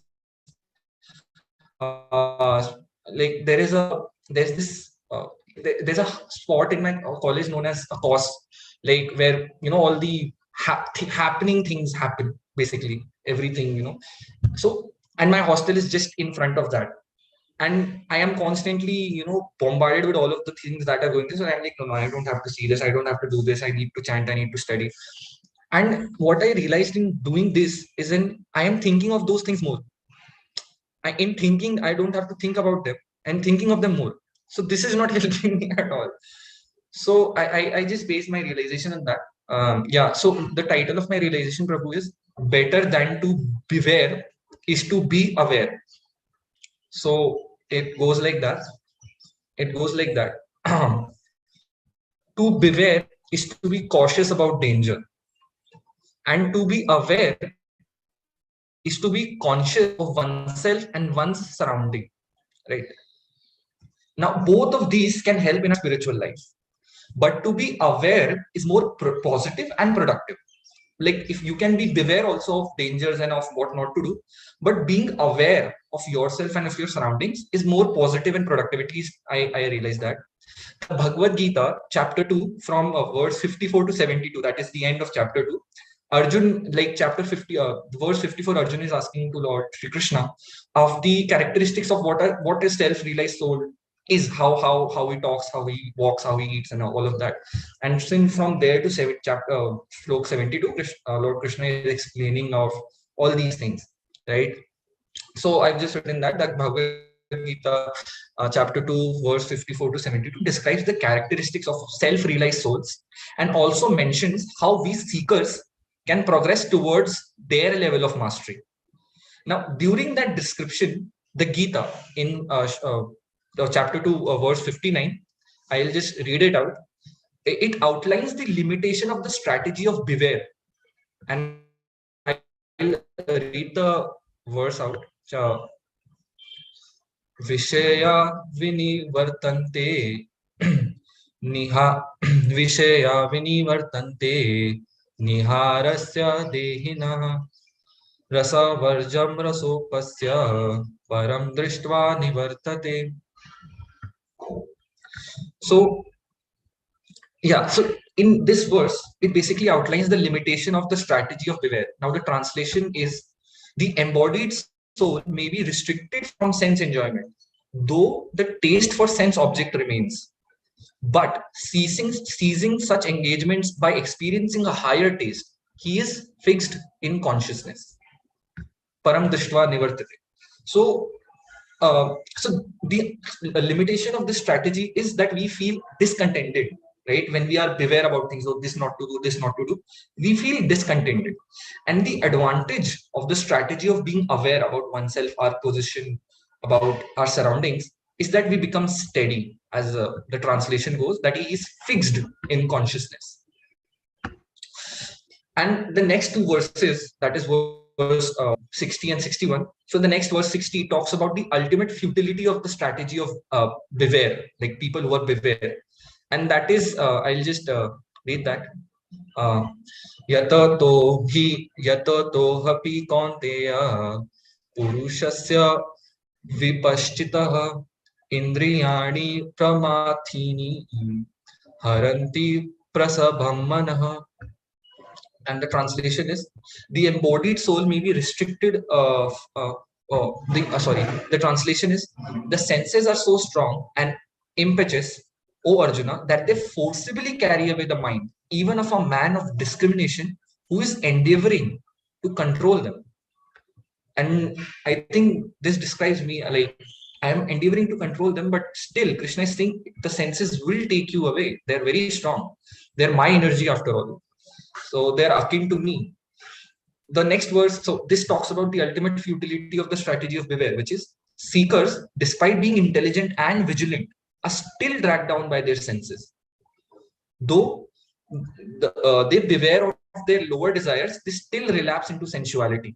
They are aware, the knowledge is there, everything is there, but we relapse because the senses are so strong, the mind is so strong, because we are focusing on, not to do. Again, now the question came, why? Does this happen? Because thinking constantly about not indulging in something is unpleasant, especially when that thing allures with pleasure that seems immense, immediate, and irresistible. Such thinking makes us feel deprived of pleasure. That is, this term, common pop culture term, is called FOMO, right? Fear of missing out on stuff. So why do we have that fear? Is because the pleasure that is, especially in this age and especially in my college and places like this, the pleasure seems very immense, immediate, that I don't have to spend much time. Just go there, maybe, just party or go to a club. It's just immediate and it's irresistible, right? So these three eyes. And such thinking makes us feel deprived of such pleasure, thereby impelling us forcefully to seek some enjoyment elsewhere. And the worst part is we might also seek enjoyment, mentally gratifying ourselves in a devotional service. As Avinash Prabhu tells, that there is a subtle level of gratification even in devotional service and even in preaching. We gratify our ego, we gratify our false ego. We have, that everybody should respect me, I am so honorable. So these things creep in. So that is, we need to be beware about.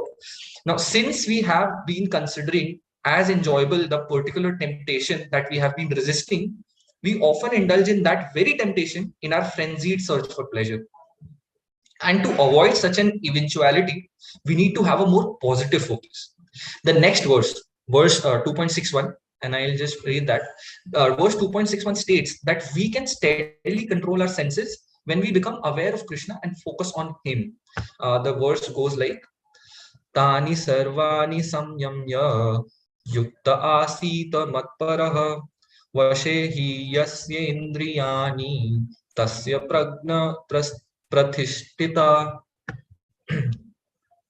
So yeah, so it is basic, and the translation is that one who restrains his senses and fixes his consciousness upon Krishna, is saying, is known as a man of steady intelligence.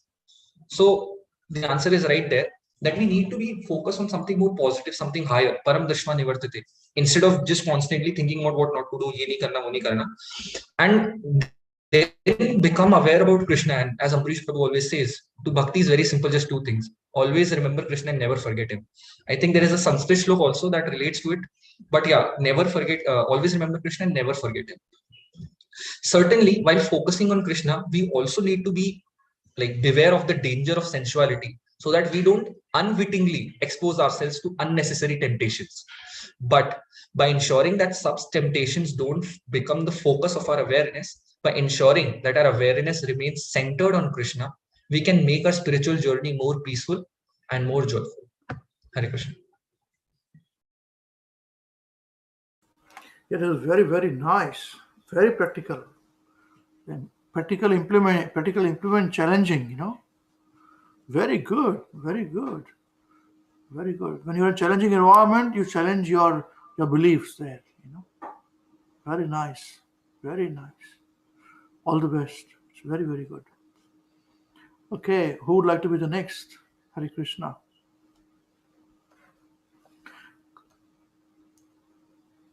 If we can just be concerned about time, we can speak but a little bit less, Thank you.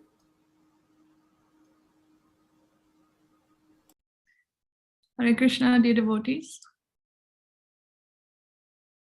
Haribol Mother, please continue. Hare Krishna. Hare Krishna. Thank you everyone for your nice realizations. Very, very inspiring. My realization is from a class you gave a few weeks ago, Prabhuji, around the samsara chakra and what holds us back in the world. So I've been meditating on the point about envy. And I realized that envy is very subtle, but a very strong emotion. It can creep up in almost any situation at any time, and it's never justified. Someone thinking about this may sound very naive, but I never really thought about envy prior to that point. I always thought, I'm not an envious person. That's just not me. Therefore, I don't even need to think about it. I never noticed it and commonly mistook it for jealousy. But upon looking up the definition of the two terms, I found out that actually it is different. So according to the dictionary, jealousy is that unpleasant emotion you feel when you think someone's trying to take what's yours. But envy is wanting what someone else has and resenting them for having it. And then I immediately clicked, oh, we are envious of Krishna because we want what he has. And sometimes we may even resent him for it. This is why we are trapped in the material world. So my next thought was, okay, how do I get rid of envy? And I realized that there is not an easy process. I cannot artificially claim to be non-envious when it is so deeply rooted inside of me. I may try very hard not to be envious of the people I meet, to be kind, but subtly out of nowhere, that one thought can come. Oh, how do they have a better job or a car or house than me? I deserve that, not them. Upon trying to find the answer within the scriptures, I came across a few verses. So from Bhagavad-Gita chapter 5, verse 20, Na praheset priyam prapya, no dvijet prapya cha priyam, sthira buddhir asammudho, brahmavid brahmani sthiraha. So translation by Srila Prabhupada ki jai. A person who neither rejoices upon achieving something pleasant, nor laments upon obtaining something unpleasant, who is self-intelligent, unbewildered, and who knows the science of God, is to be understood as already situated in transcendence. So this verse tells us the characteristics of a person who is non-envious, who has gotten rid of their envy. I'm far from that. So, but why are we actually envious, and how do we actually get rid of the envy in the first place? So upon further research, I came across another verse from Srimad Bhāgavatam, Canto 4, Chapter 30, verse 36. Yatra Narayana Shakshad Bhagvanyashinam Gatihi Samstu Yate Sat Kathasu Mukta Sangahi Puna Puna. In the purport, Srila Prabhupada gives the answer very nicely.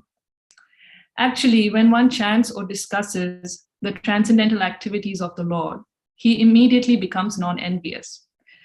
In this material world, everyone is envious of everyone else. But by vibrating or discussing the holy name of the Lord, one becomes non-envious and devoid of material hankering.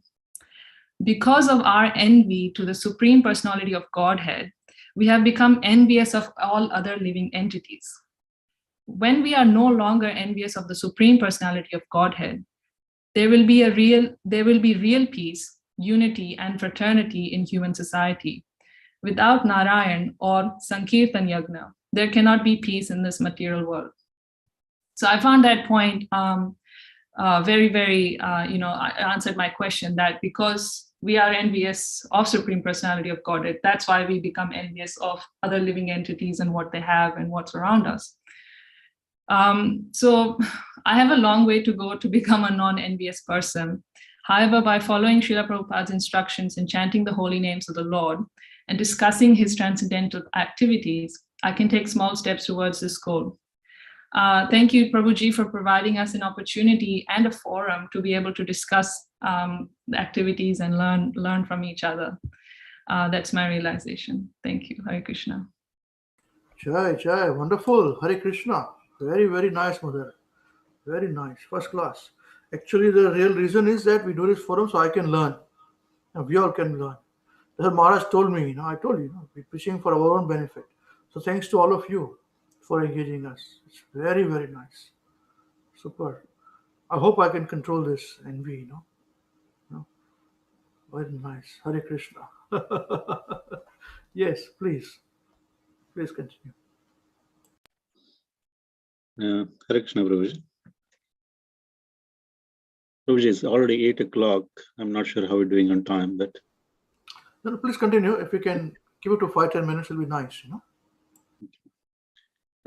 Thank you, dear devotees. I think it's very nice to hear all of your nice realization. Actually, there's a lot of learning, and actually listening to your realization, actually I'm realizing new things.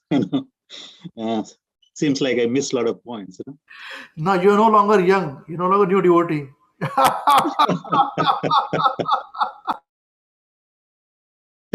Yes. So yeah, what I realized actually means, I think it's quite a similar theme.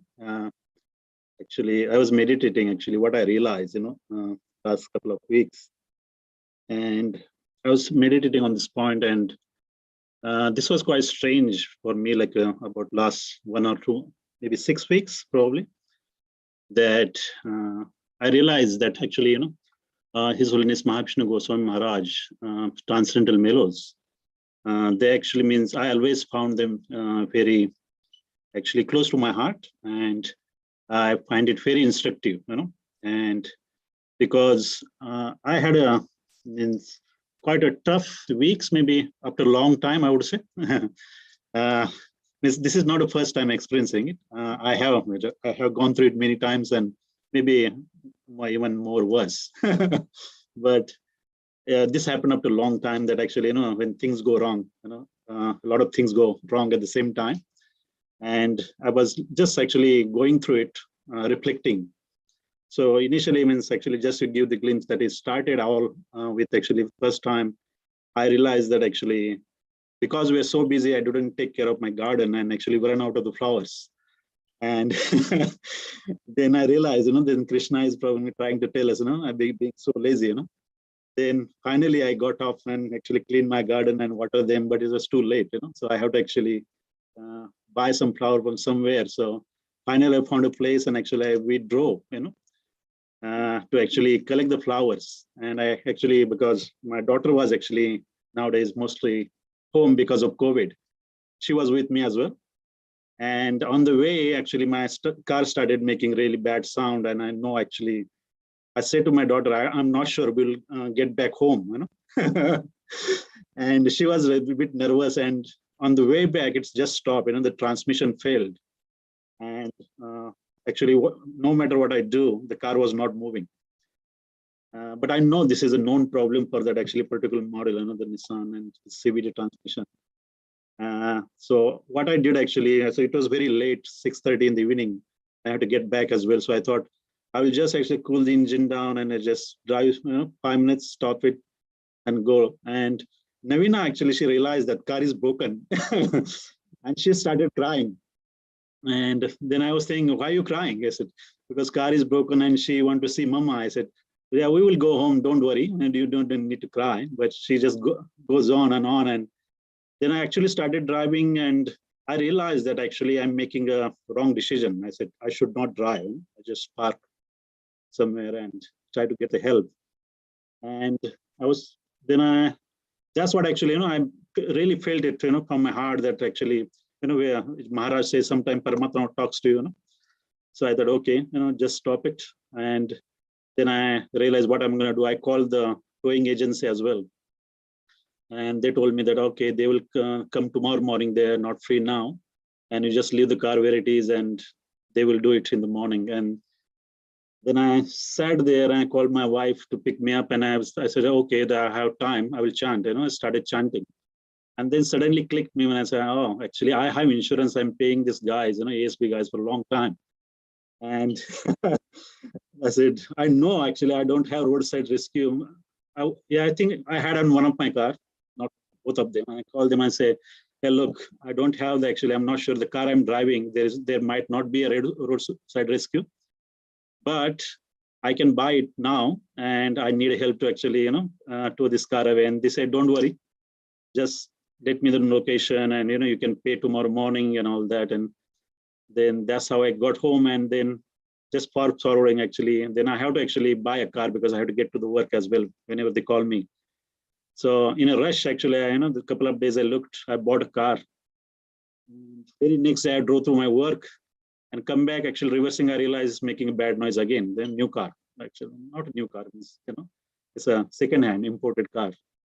And I realized, oh, there is something really bad. Then I returned that car and actually tried to get the money back, and that was a long process again. Then again spent a couple of weeks, 2 weeks, again found another car. I booked the car, everything I was happy. I think, okay, this is the buy it. And 2 days later, I bought it. The agent called me and say they found a problem with the battery. It was a hybrid car, and they can't sell that car to me. And so I was really upset and really angry because it doesn't seem like these things are going as I was thinking. So those things I found, and then same time my mother got sick, and there was a lot of pressure from family to organize things and all that. And then I was actually thinking, I said, why things are not going smoothly. and then I actually remember the Maharaja's Melo, where Maharaja say that you never find a soft spot in this material world. And I was thinking on that point, and then I actually relieved. Normally my nature is like, whenever I get into the big trouble, I try to panic. But since I actually joined this program, I learned to control my emotions, self-regulate myself and all that. And then I said, okay, I'm not going to get stressed out, and I'm just going to manage things as I go, slowly. And then I also have to continue the program. The Saturday program has to be done because Amrish told me that the continuity is the success. So no matter actually how busy I get, I will do the program. And I had limited time. This is new realization. Actually, I said, okay, I got 3-4 hours, on Saturday to actually get my head, and I have to translate everything and prepare. And I realized actually studied 3-4 hours, and then I prayed actually very intensely to Guru Maharaj and Srila Prabhupada, and it was been actually program was okay. I think devotees were interested, and they asked a lot of questions as well. Then I realized later on that actually the way I studied for 3-4 hours, that I didn't study like that for many years, So that was like I used to study when I was a student, you were totally focused and you're not actually disturbed, and then it become, you internalize very quickly, all those things, and you translate at the same time, and what you want to talk and all that. And then I realized this is what I'm missing, long time, because we get into the actually routine of actually studying, giving realizations, and I think we sort of actually form a silo the way we think.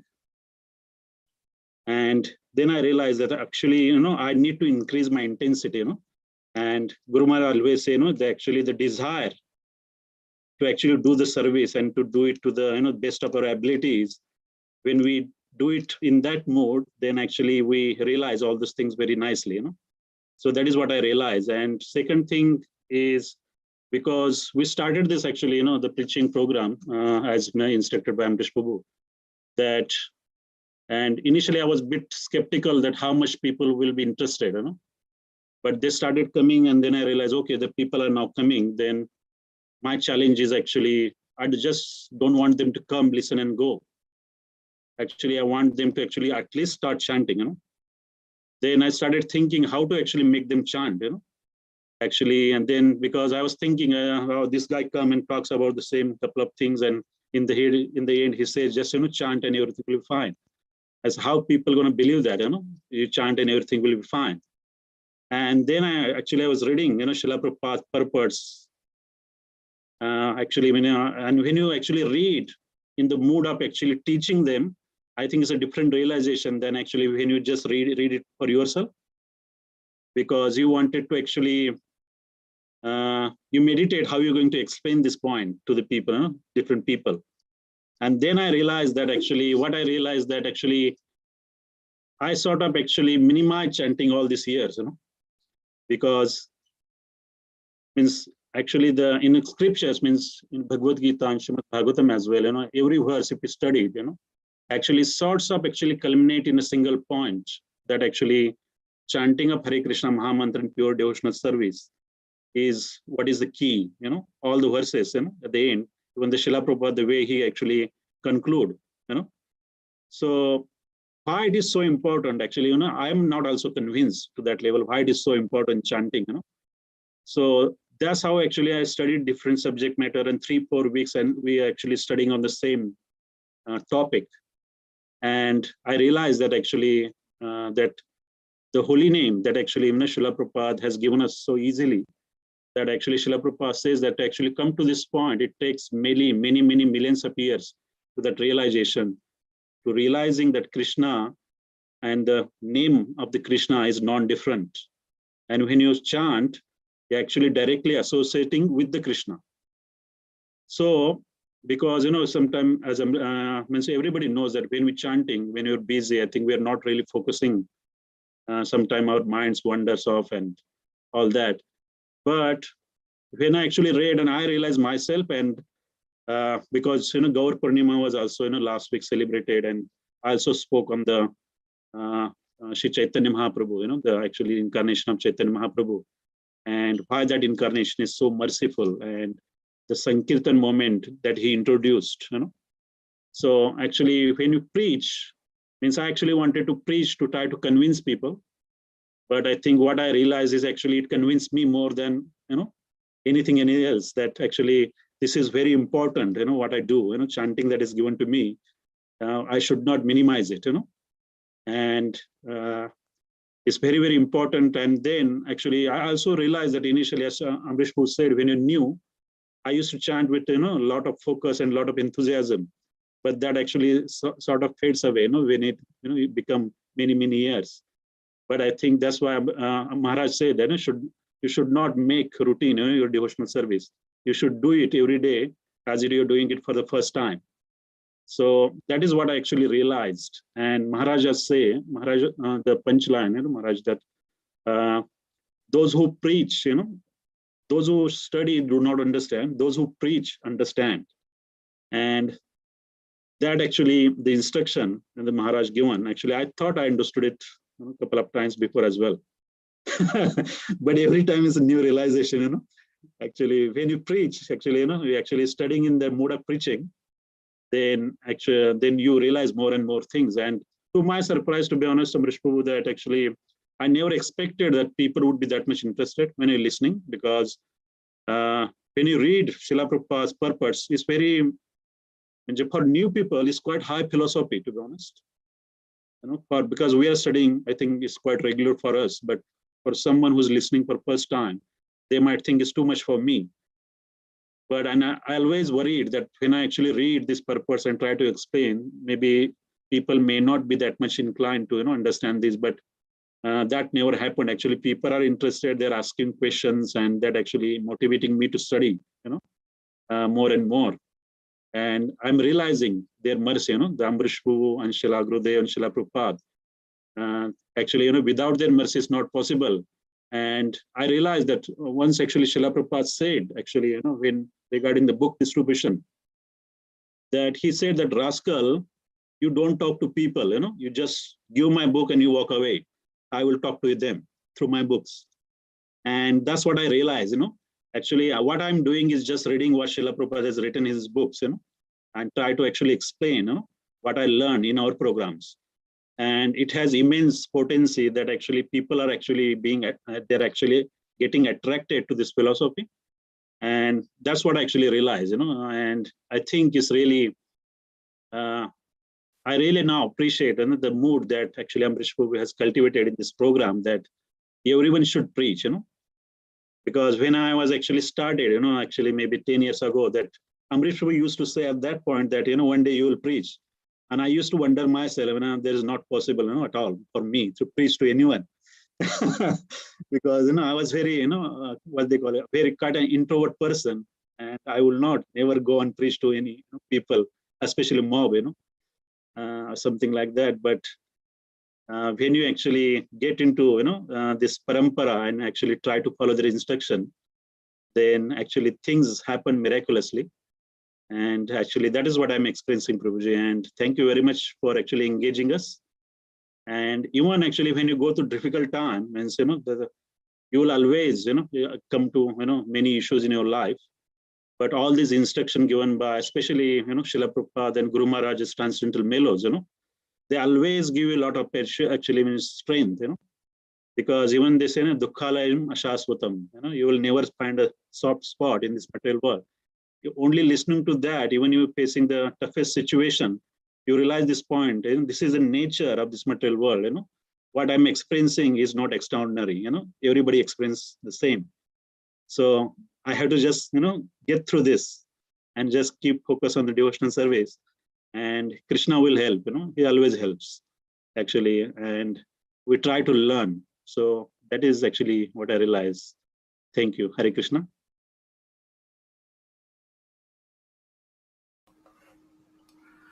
It is so nice, One thing I really like about you, because you are not in sales, you're not in sales.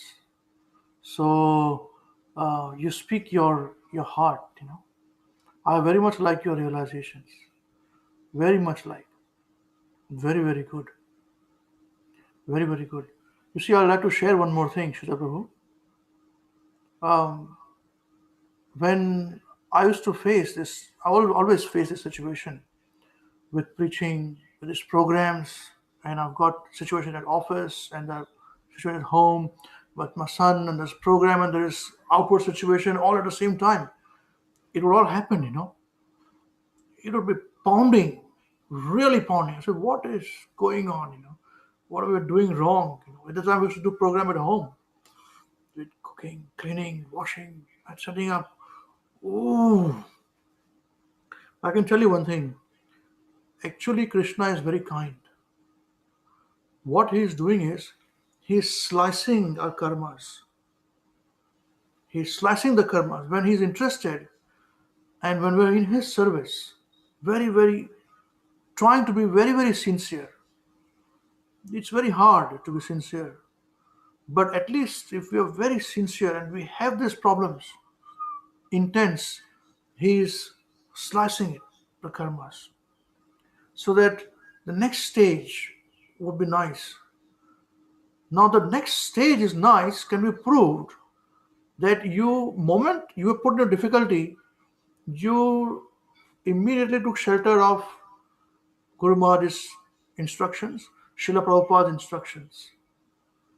This is the point. This is devotional service. Otherwise, everybody, as you correctly say, everybody faces problems. Everybody has got these difficult problems. I'm putting pressure on you too. Don't you? I don't think I don't know. Because that's where things are. And I want people who are with me to be very, very tough. Because if people be dependent upon you, they are going to come and cry on your shoulders. And you cannot cry at the time with your crying. You'll face this. That you have huge going on and you have no time to sort it out. And others are sorting others' problems and issues and all those things, So that is this, if we do it in the service of parampara, then you will find over a period of time the parampara backs you totally. I can see it. I can see it in all of you, and especially with you. So all the best wishes are with you and your family, and this will be there. It'll always be there. I have faced so many issues in the program, right in the program with you people. And I told you later on this was happening. But still I would not tell you the whole story. And the program had to continue. And things have happened. And like this Maharaj, I've seen Maharaj, how Maharaj was to deal with it. I've not seen Prabhupada, but I've seen Maharaj, how Maharaj was dealing with it. Yeah. So you're doing the right thing, that you went back to Guru Maharaj and Srila Prabhupada's instructions. So the difference between a non-devotee facing a problem and devotee facing a problem. What is the difference? When devotee faces problems, he achieves realizations. Whereas a non-devotee facing problems, he faces problems. This is the reason why these self-realization programs are very, very important. Very, very, very important. It supports everyone. Very nice. Very nice. Our best wishes are with you. Hare Krishna. Thank you, Prabhuji. I mean, actually, one thing means really important, actually, because I've seen actually how you conducted program, because I was talking to my wife as well, that we are now actually means somewhat is a easier platform what we're doing on a Zoom.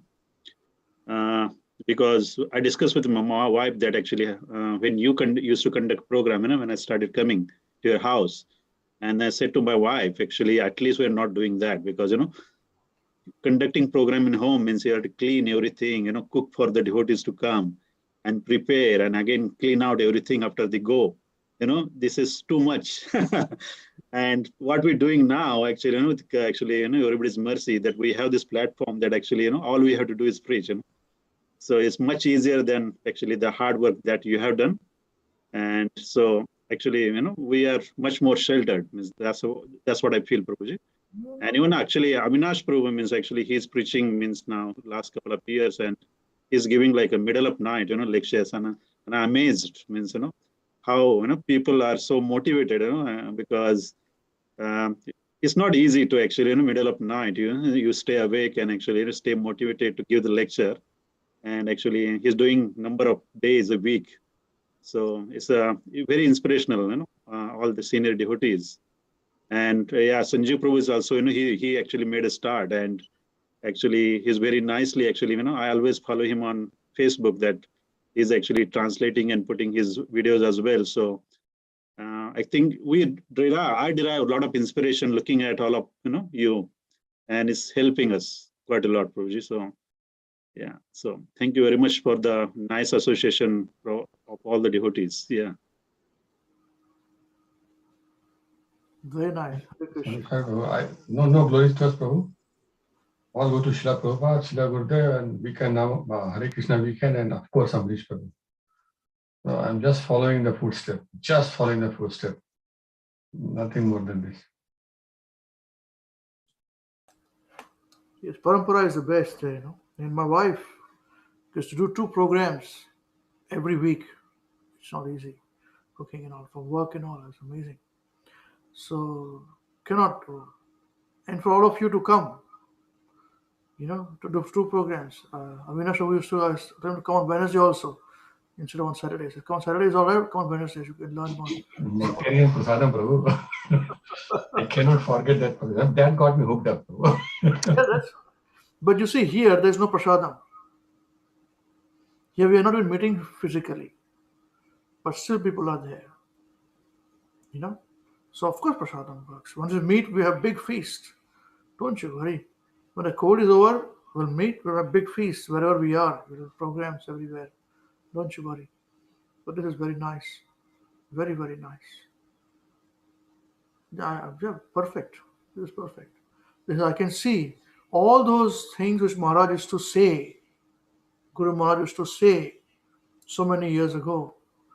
And everything that I was listening, I said, one day, let me just remember this with intensity, what Maharaj is trying to say. One day I want to reproduce this. I want to reproduce it. And I can feel it. And now, not only that, I reproduced to you people, but you're forwarding it to your people. That is very, very nice. But I'm not satisfied with that. The challenge for you is now that you put it to your people in such a way that they would in turn put it to their people. That's when the parampara, according to Mahavishnu Goswami Maharaj's mood, Srila Prabhupada's instructions are forwarded. This is our Hare Krishna weekend. We are going to die anyway, finished. Nobody's going to remember us. But this message of Prabhupada we will remember in the mood of Mahavishnu Goswami Maharaj. So very nice. Best. Very nice. Okay. Any more? Please, please. Prabhu, this is a mission statement. Prabhu. You just repeated a mission statement. Yes, it's a mission statement. That's why. I always do that. And it took me, I did not even think to write mission statement. How you see mission statement? In one go, I wrote this. One day, one go, I wrote, here's how it is. It was me. I wanted to change it. I thought about it. Is it better? No, this is it. Full stop. This is me. You know? And this is what we will be. So people who are following this mission will come with us. Simple. And at least what we had thought about how the future program where we give you free hand and you preach your way. Once we teach you, we actually push you people. Go now and preach, Yes, I'm seeing it happening. Very nice. All the best. Yes, please continue. Please continue. Hare Krishna. Hare Krishna, dear devotees. Thank you very much, all of you, for your nice realization. Thank you, Amrish Prabhu and Purnabhagya Mataji and Krishna Sambarma Prabhu, for giving this nice opportunity to share our realization. So I'm also not good in sharing the realization or talking in front of the people, but I will try my best. My realization is like couple of months back, I have seen a small video clip on Facebook. Somebody shared when actually Lata Mangeshkar passed away. And then someone was taking her interview and then asking her, do you want to take birth again? And if yes, you want to be a Lata Mangeshkar again? And she said, I don't want to take a birth again. And even if I take a birth, I don't want to be a Lata Mangeshkar. And the interviewer asked again, why do you don't want to? And then she said, Lata Mangeshkar knows. Lata Mangeshkar ही जानती है उसकी तकलीफें क्या है. Like she knows what she gone through.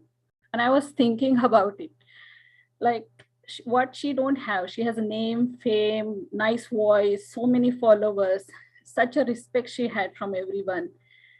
When I see her, I just feel like she might have no enemy, zero enemies. Like very simple lady who lived her life nicely. And like I was thinking, So, and then I was thinking like, in a Krishna consciousness, we don't have that fame name like me. I don't have fame name or anything, but we just have we are just satisfied people because of Krishna, So because of Guru Maharaj's instruction and Krishna's instruction, and then whatever we have the classes, we understand the whatever we have, we should be satisfied in our life.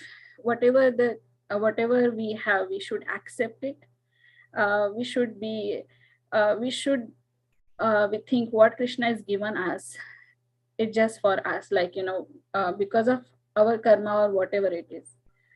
So I was reading Srila Gurudeva's Transcendental Mela as well. Srila Gurudev said that satisfaction is the main clue to understanding the goal of life. And I was thinking, thank you to Krishna that, and thank you Guru Maharaj, and thank you Amrish Prabhu, you bring us in this path of Krishna consciousness. So we are understanding how we should lead our life. At least I'm not doing it 100%. I'm not going that path on 100%, but I'm at least trying, and somewhere I'm satisfied, and I'm not. I also don't want to come back to here. I want to go to the Krishna, but it's not like that. I'm not satisfied. Like so many ups and downs are coming in our life, but Krishna is at the end. Krishna is giving us, strength to face that problem. So whatever I am here, like I should be satisfied in wherever Krishna is keeping me. So that's what I learned from that small clip. Hare Krishna. Thank you. Very nice. Very good. Very good. So if we increase our material activities, enjoyment, bhakti should be double of that. Keep that formula. And tell Krishna, best Krishna, you're giving me all these problems, so you're finishing me off, but give me the strength. He gives you the strength to tolerate and continue. And that is what is can be seen when others follow you. That is the point. Very nice. All the best. Yes. Others, please. Hare Krishna.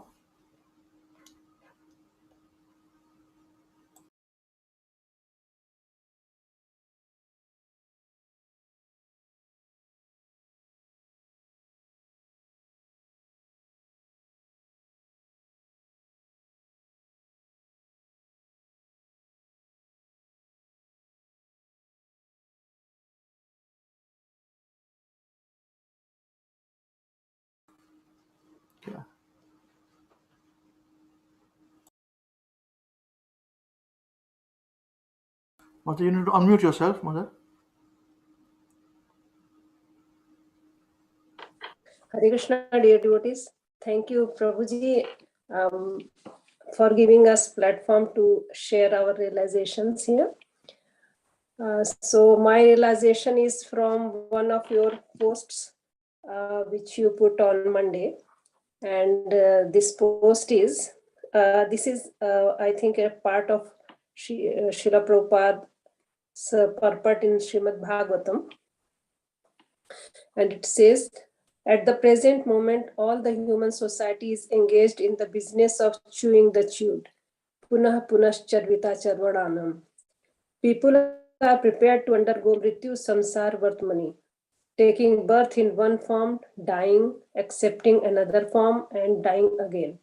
To stop this repetition of birth and death, Krishna Katha or Krishna consciousness is absolutely necessary. But unless one hears Krishna Katha from a realized soul like Shukdev Goswami, one cannot relish the nectar of Krishna Katha, which puts an end to all material fatigue and enjoy the blissful life of transcendental existence. In relation to the Krishna consciousness movement, we actually see that those who have tasted the nectar of Krishna Katha lose all material desires, whereas those who cannot understand Krishna or Krishna Katha regard the Krishna consciousness life as brainwashing and mind control. While the devotees enjoy spiritual bliss, the non-devotees are surprised that the devotees have forgotten material hankerings.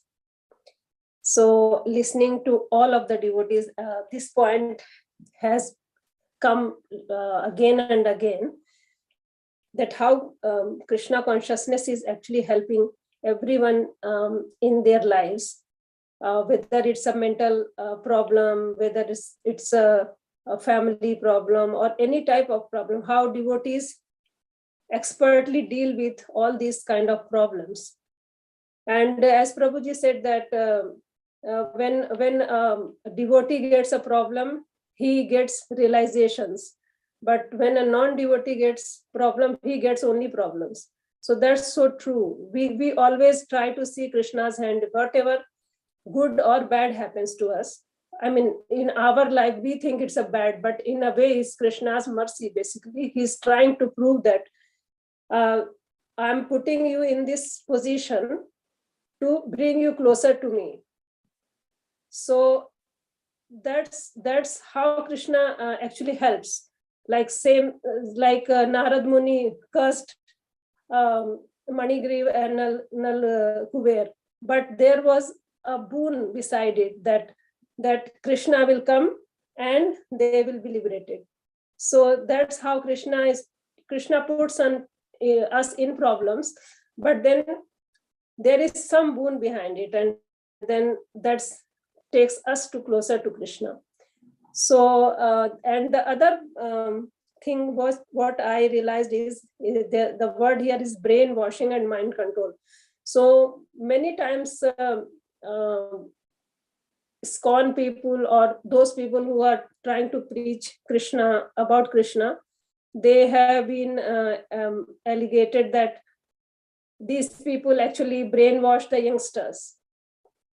So this is, I mean, those people who are envious of Krishna, those people who can't see any good in any human being, this kind of allegations they actually press against us. But it's not, if the person who is practicing Krishna consciousness and he is sincere and he is truthful, then he realizes that this is best for him, not the other, whatever others are saying.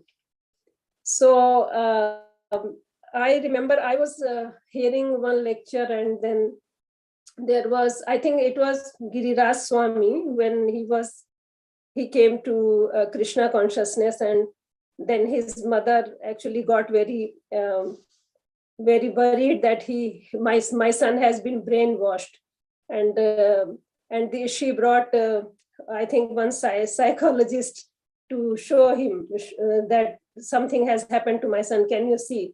And also, yeah, so the psychologist, she said, okay, I'll talk to him and tell you that what is the remedy for it.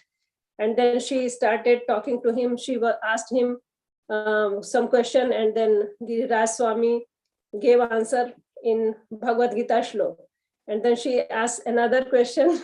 He again gave answer in Bhagavad-Gita shlok. Like it happened like half an hour session. In 15-20 minutes, she came out. She told his mother that, sorry, if I stay 15 more minutes, I'll be brainwashed as well. So I can't treat him. Let me go. So yeah, so this kind of things happen, but yeah, but we know what is good for us, and if like I can see that recently Shuchi Mataji's family is actually realizing that how Krishna consciousness is helping their family and children especially. So they can see the good in it, but not like any allegations is coming that they are brainwashing my children or something. So yeah, so Prabhuji, so preachers have to bear lots and lots of problems. So that's my realization, Prabhuji. Thank you. Hare Krishna. Hare Krishna. That's very nice. Preachers have to get their hands dirty and get allegations. As it was said, Dharmata Maharaj said to his disciple, he said, it's very nice. He said that you want to become a preacher, then don't expect to be appreciated. And this is absolutely correct. He's absolutely right. Any preacher, Prabhupada also same thing. Same thing. So very nice, but made a difference, Prabhupada. Very nice. Hare Krishna. Hare Krishna. Sorry, Rosie, and you will say preaching is a thankless job. Yes, Maharaj said that. Preaching is a thankless job. Thankless job. That's right. Yes, anyone else have to share who has not given sharing so far?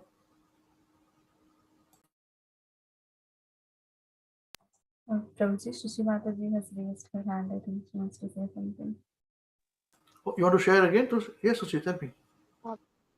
Actually, what Mataji just now said is so relevant that actually Avinash Prabhu and Mataji is taking so much effort. You are taking so much effort, and so that is why my realization turned up to be preaching is actually the mercy.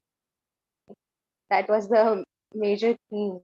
No one realizes so far in this material world, but preaching is certainly a mercy. And I am realizing this after attending classes on a systematic level.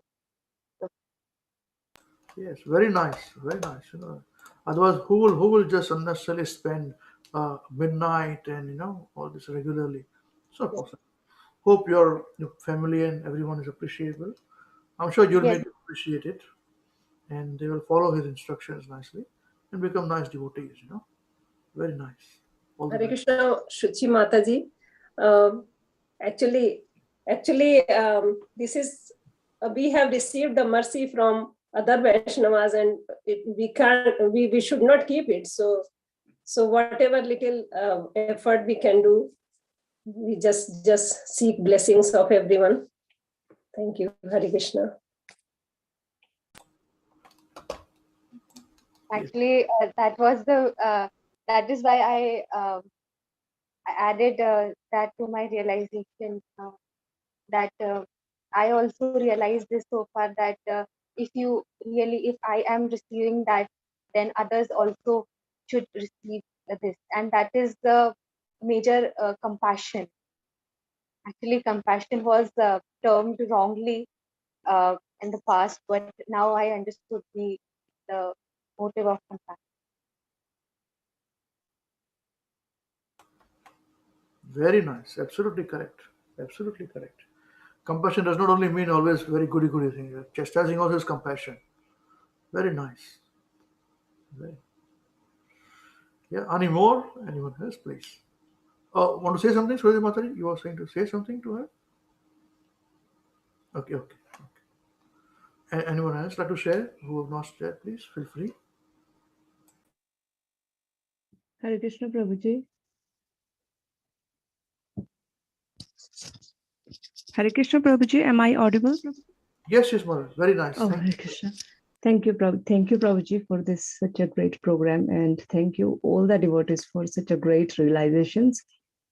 My realization is from the Bhagavad-Gita chapter 2, verse 40, and before that, as you've been sharing that. So I realized from this verse, I was just reading the whole chapter, and I just realized that to achieve the material success in our lives, we start our journey at the age of 5, and there are so many expectations of the parents that time that we are sending our child to the school, and then one day they will become something, and then they will earn money. And that's the only point I realized, that I think like everybody's parents, who are non-devotee or even devotee, because also the spiritual, this education is absent in schools. So, and now I realize, okay, you have started this journey at the age of 5, and now you others think that you are okay. Yes, you're very well settled, you're earning good money, and now what? Miseries only, nothing else. So I realized that if we try to entangle ourselves too much in this material activities, apart from we just have to earn money just to survive, but if we try to entangle too much in these activities, and if it takes us away from our devotional service, then it definitely becomes miseries for us. And this education is useful to gain material success, but it gives us all pleasure. Does it give us all pleasure? Well, it doesn't. And when we come to the stage of working and earning, it brings us more miseries in our lives, and we keep attached with the fruitive result of our activities. This cannot be overseen and ignored if we are not attached to the service of Krishna. And by any means, we cannot have peace with our material activities. To overcome this anxiety, we get entangled with other entertaining activities and believing that this will give us pleasure and some satisfaction. But we keep on going stranded in the swamp, which ends with our lives. But the journey of the Krishna consciousness never ends with this. Any little advancement, as we have learned in our previous chapters and verses, that any little advancement on this path remains alive. And it encourages us to continue at any stage of our life, to just continue our service to the lotus feet of Krishna. So yes, we are, and then this can only happen if we are surrounded with people who are on the same mood, and who are working towards the same goal. Otherwise, yeah, like Monday to Friday, you work with your colleagues, and you can't even talk really. It's like absolutely different world. You can't even talk about things like, because they are entangled in so much materially. They are like, there is no space in their lives of all that, and they play the music. They like to listen to such weird music, which is like their choice, especially here, like they always listen to the English song. And sometimes I try to play and they like it, and then but like you can just play the kirtan in the pharmacy in New Zealand like the whole day. So, and they like it, and I was like, yes, you can listen this whole day, you won't get bored, like you won't get bored, it's like such a transcendental music. So yes, we try to, people like it for some time, but then they feel like, no, this is very non-permanent, it's not, it's good for some time, and then you just go back to your normal English music and all that. So it's difficult. So I feel really glad that we have this association, and we have devotees to talk about it. And because this the outside material world is like it just takes you away from everything. That's my realization, Prabhuji. Thank you. Hare Krishna. Hare Krishna. Wonderful, wonderful.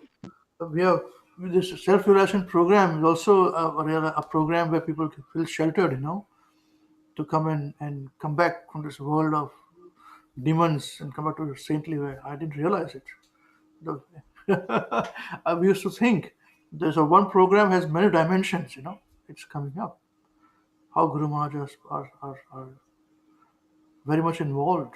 We can see that. So nice. So nice. Hare Krishna. Yes, anyone else like to share?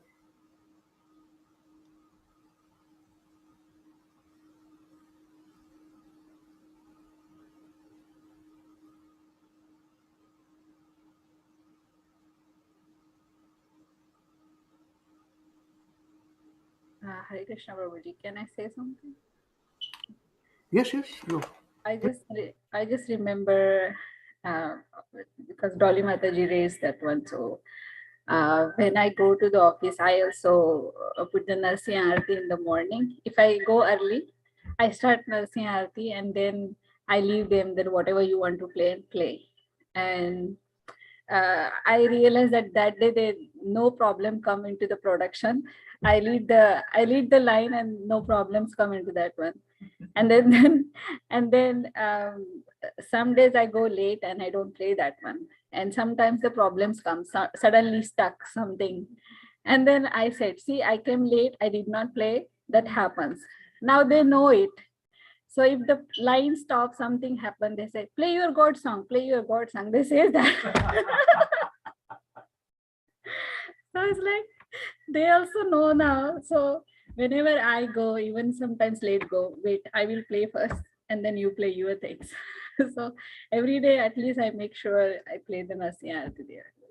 So that's for my satisfaction actually, but everybody knows now. So they are happy, they don't bother. Even my boss says, no, you can play whatever you want to. So, Hare Krishna.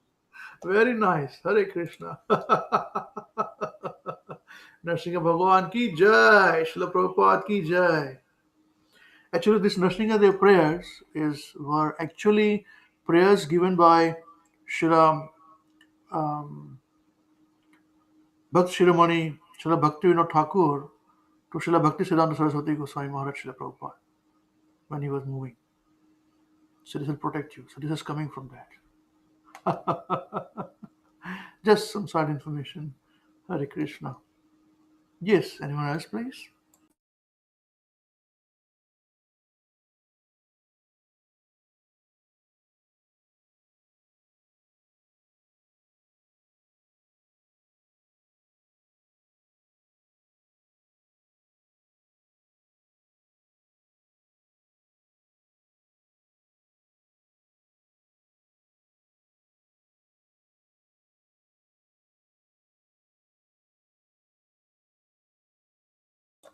Okay, looks like we are coming to the end of a program.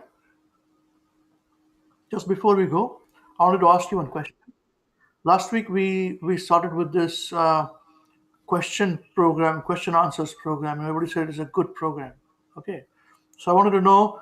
I was trying to schedule it. We said we'll keep it after the Realisations program. Just checking if it's any making sense. You would like to do that? Yes or no? Otherwise, I'm very happy to move to our normal program. We have to have a question answer program.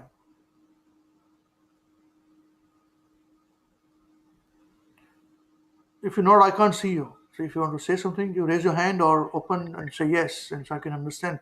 People are wanting to have a question answer program. Yes, Prabhuji. Okay. Yes, Prabhuji, I think, yeah. There are a couple of questions coming from the program. I told them that we'll add to this program when that happens. Okay. That's good. And there was somebody also had a question. I said, asked in the question answer program. Who was this? Was it Parth? Parth, you had some question there. Or is it answered, or you don't have the question again? I have the question. I did not get the answer. Yeah, I said we'll put it in the question program. So you want to do that? Yes, Prabhu. Yeah. Okay. Yeah. So if you all want it, we'll keep it that way, Otherwise, we can have it separately.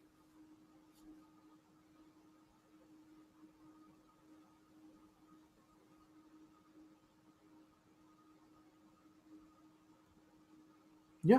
So yes or no? Tell me a clear yes or clear no. Just raise your Yes, hands. Prabhu. Or no. Yes, Prabhu. Just everyone wants it. All right. So fine. Yes. Then yeah, that's good. So what you can do is by Wednesday or Thursday, write me your questions. Earlier better, so that I can schedule my things. By Wednesday, write your questions in whatever groups you are in, beginners or intermediate, or seniors, whatever it is. And if I can answer, I'll answer. I'll tell you, okay. If I cannot answer, I'll say I cannot answer the question. Don't think I've got all the answers. Don't think I've got that knowledge. No, I'm not. I don't have. So that is the important thing to know. Okay. Now, second thing I wanted to share, it is very important to me. When I had planned this, okay, you guys will be now preaching, you free hand, you do your preaching, and we're always there to support you. Our program will be there. You've got your own programs, you have your own structure. As you want to do whatever. We'll taught you everything as per the mood, no problem. What I didn't realize at the time is this, that you guys have become so busy. So I am actually struggling. This is my struggle with the leaders program. Sorry, excuse me. I don't find this time to talk to leaders also. Wednesday also we speak, but we can't see them. So it's a limitation. So Wednesday program is also important that we've got where we talk and we have got, formatting is different. All right. But I have a problem. My problem is this, that I want to speak to you guys separately, taking away. Because not everything I can share, or things which I need to communicate on philosophy are restricted. But different levels are there, obviously.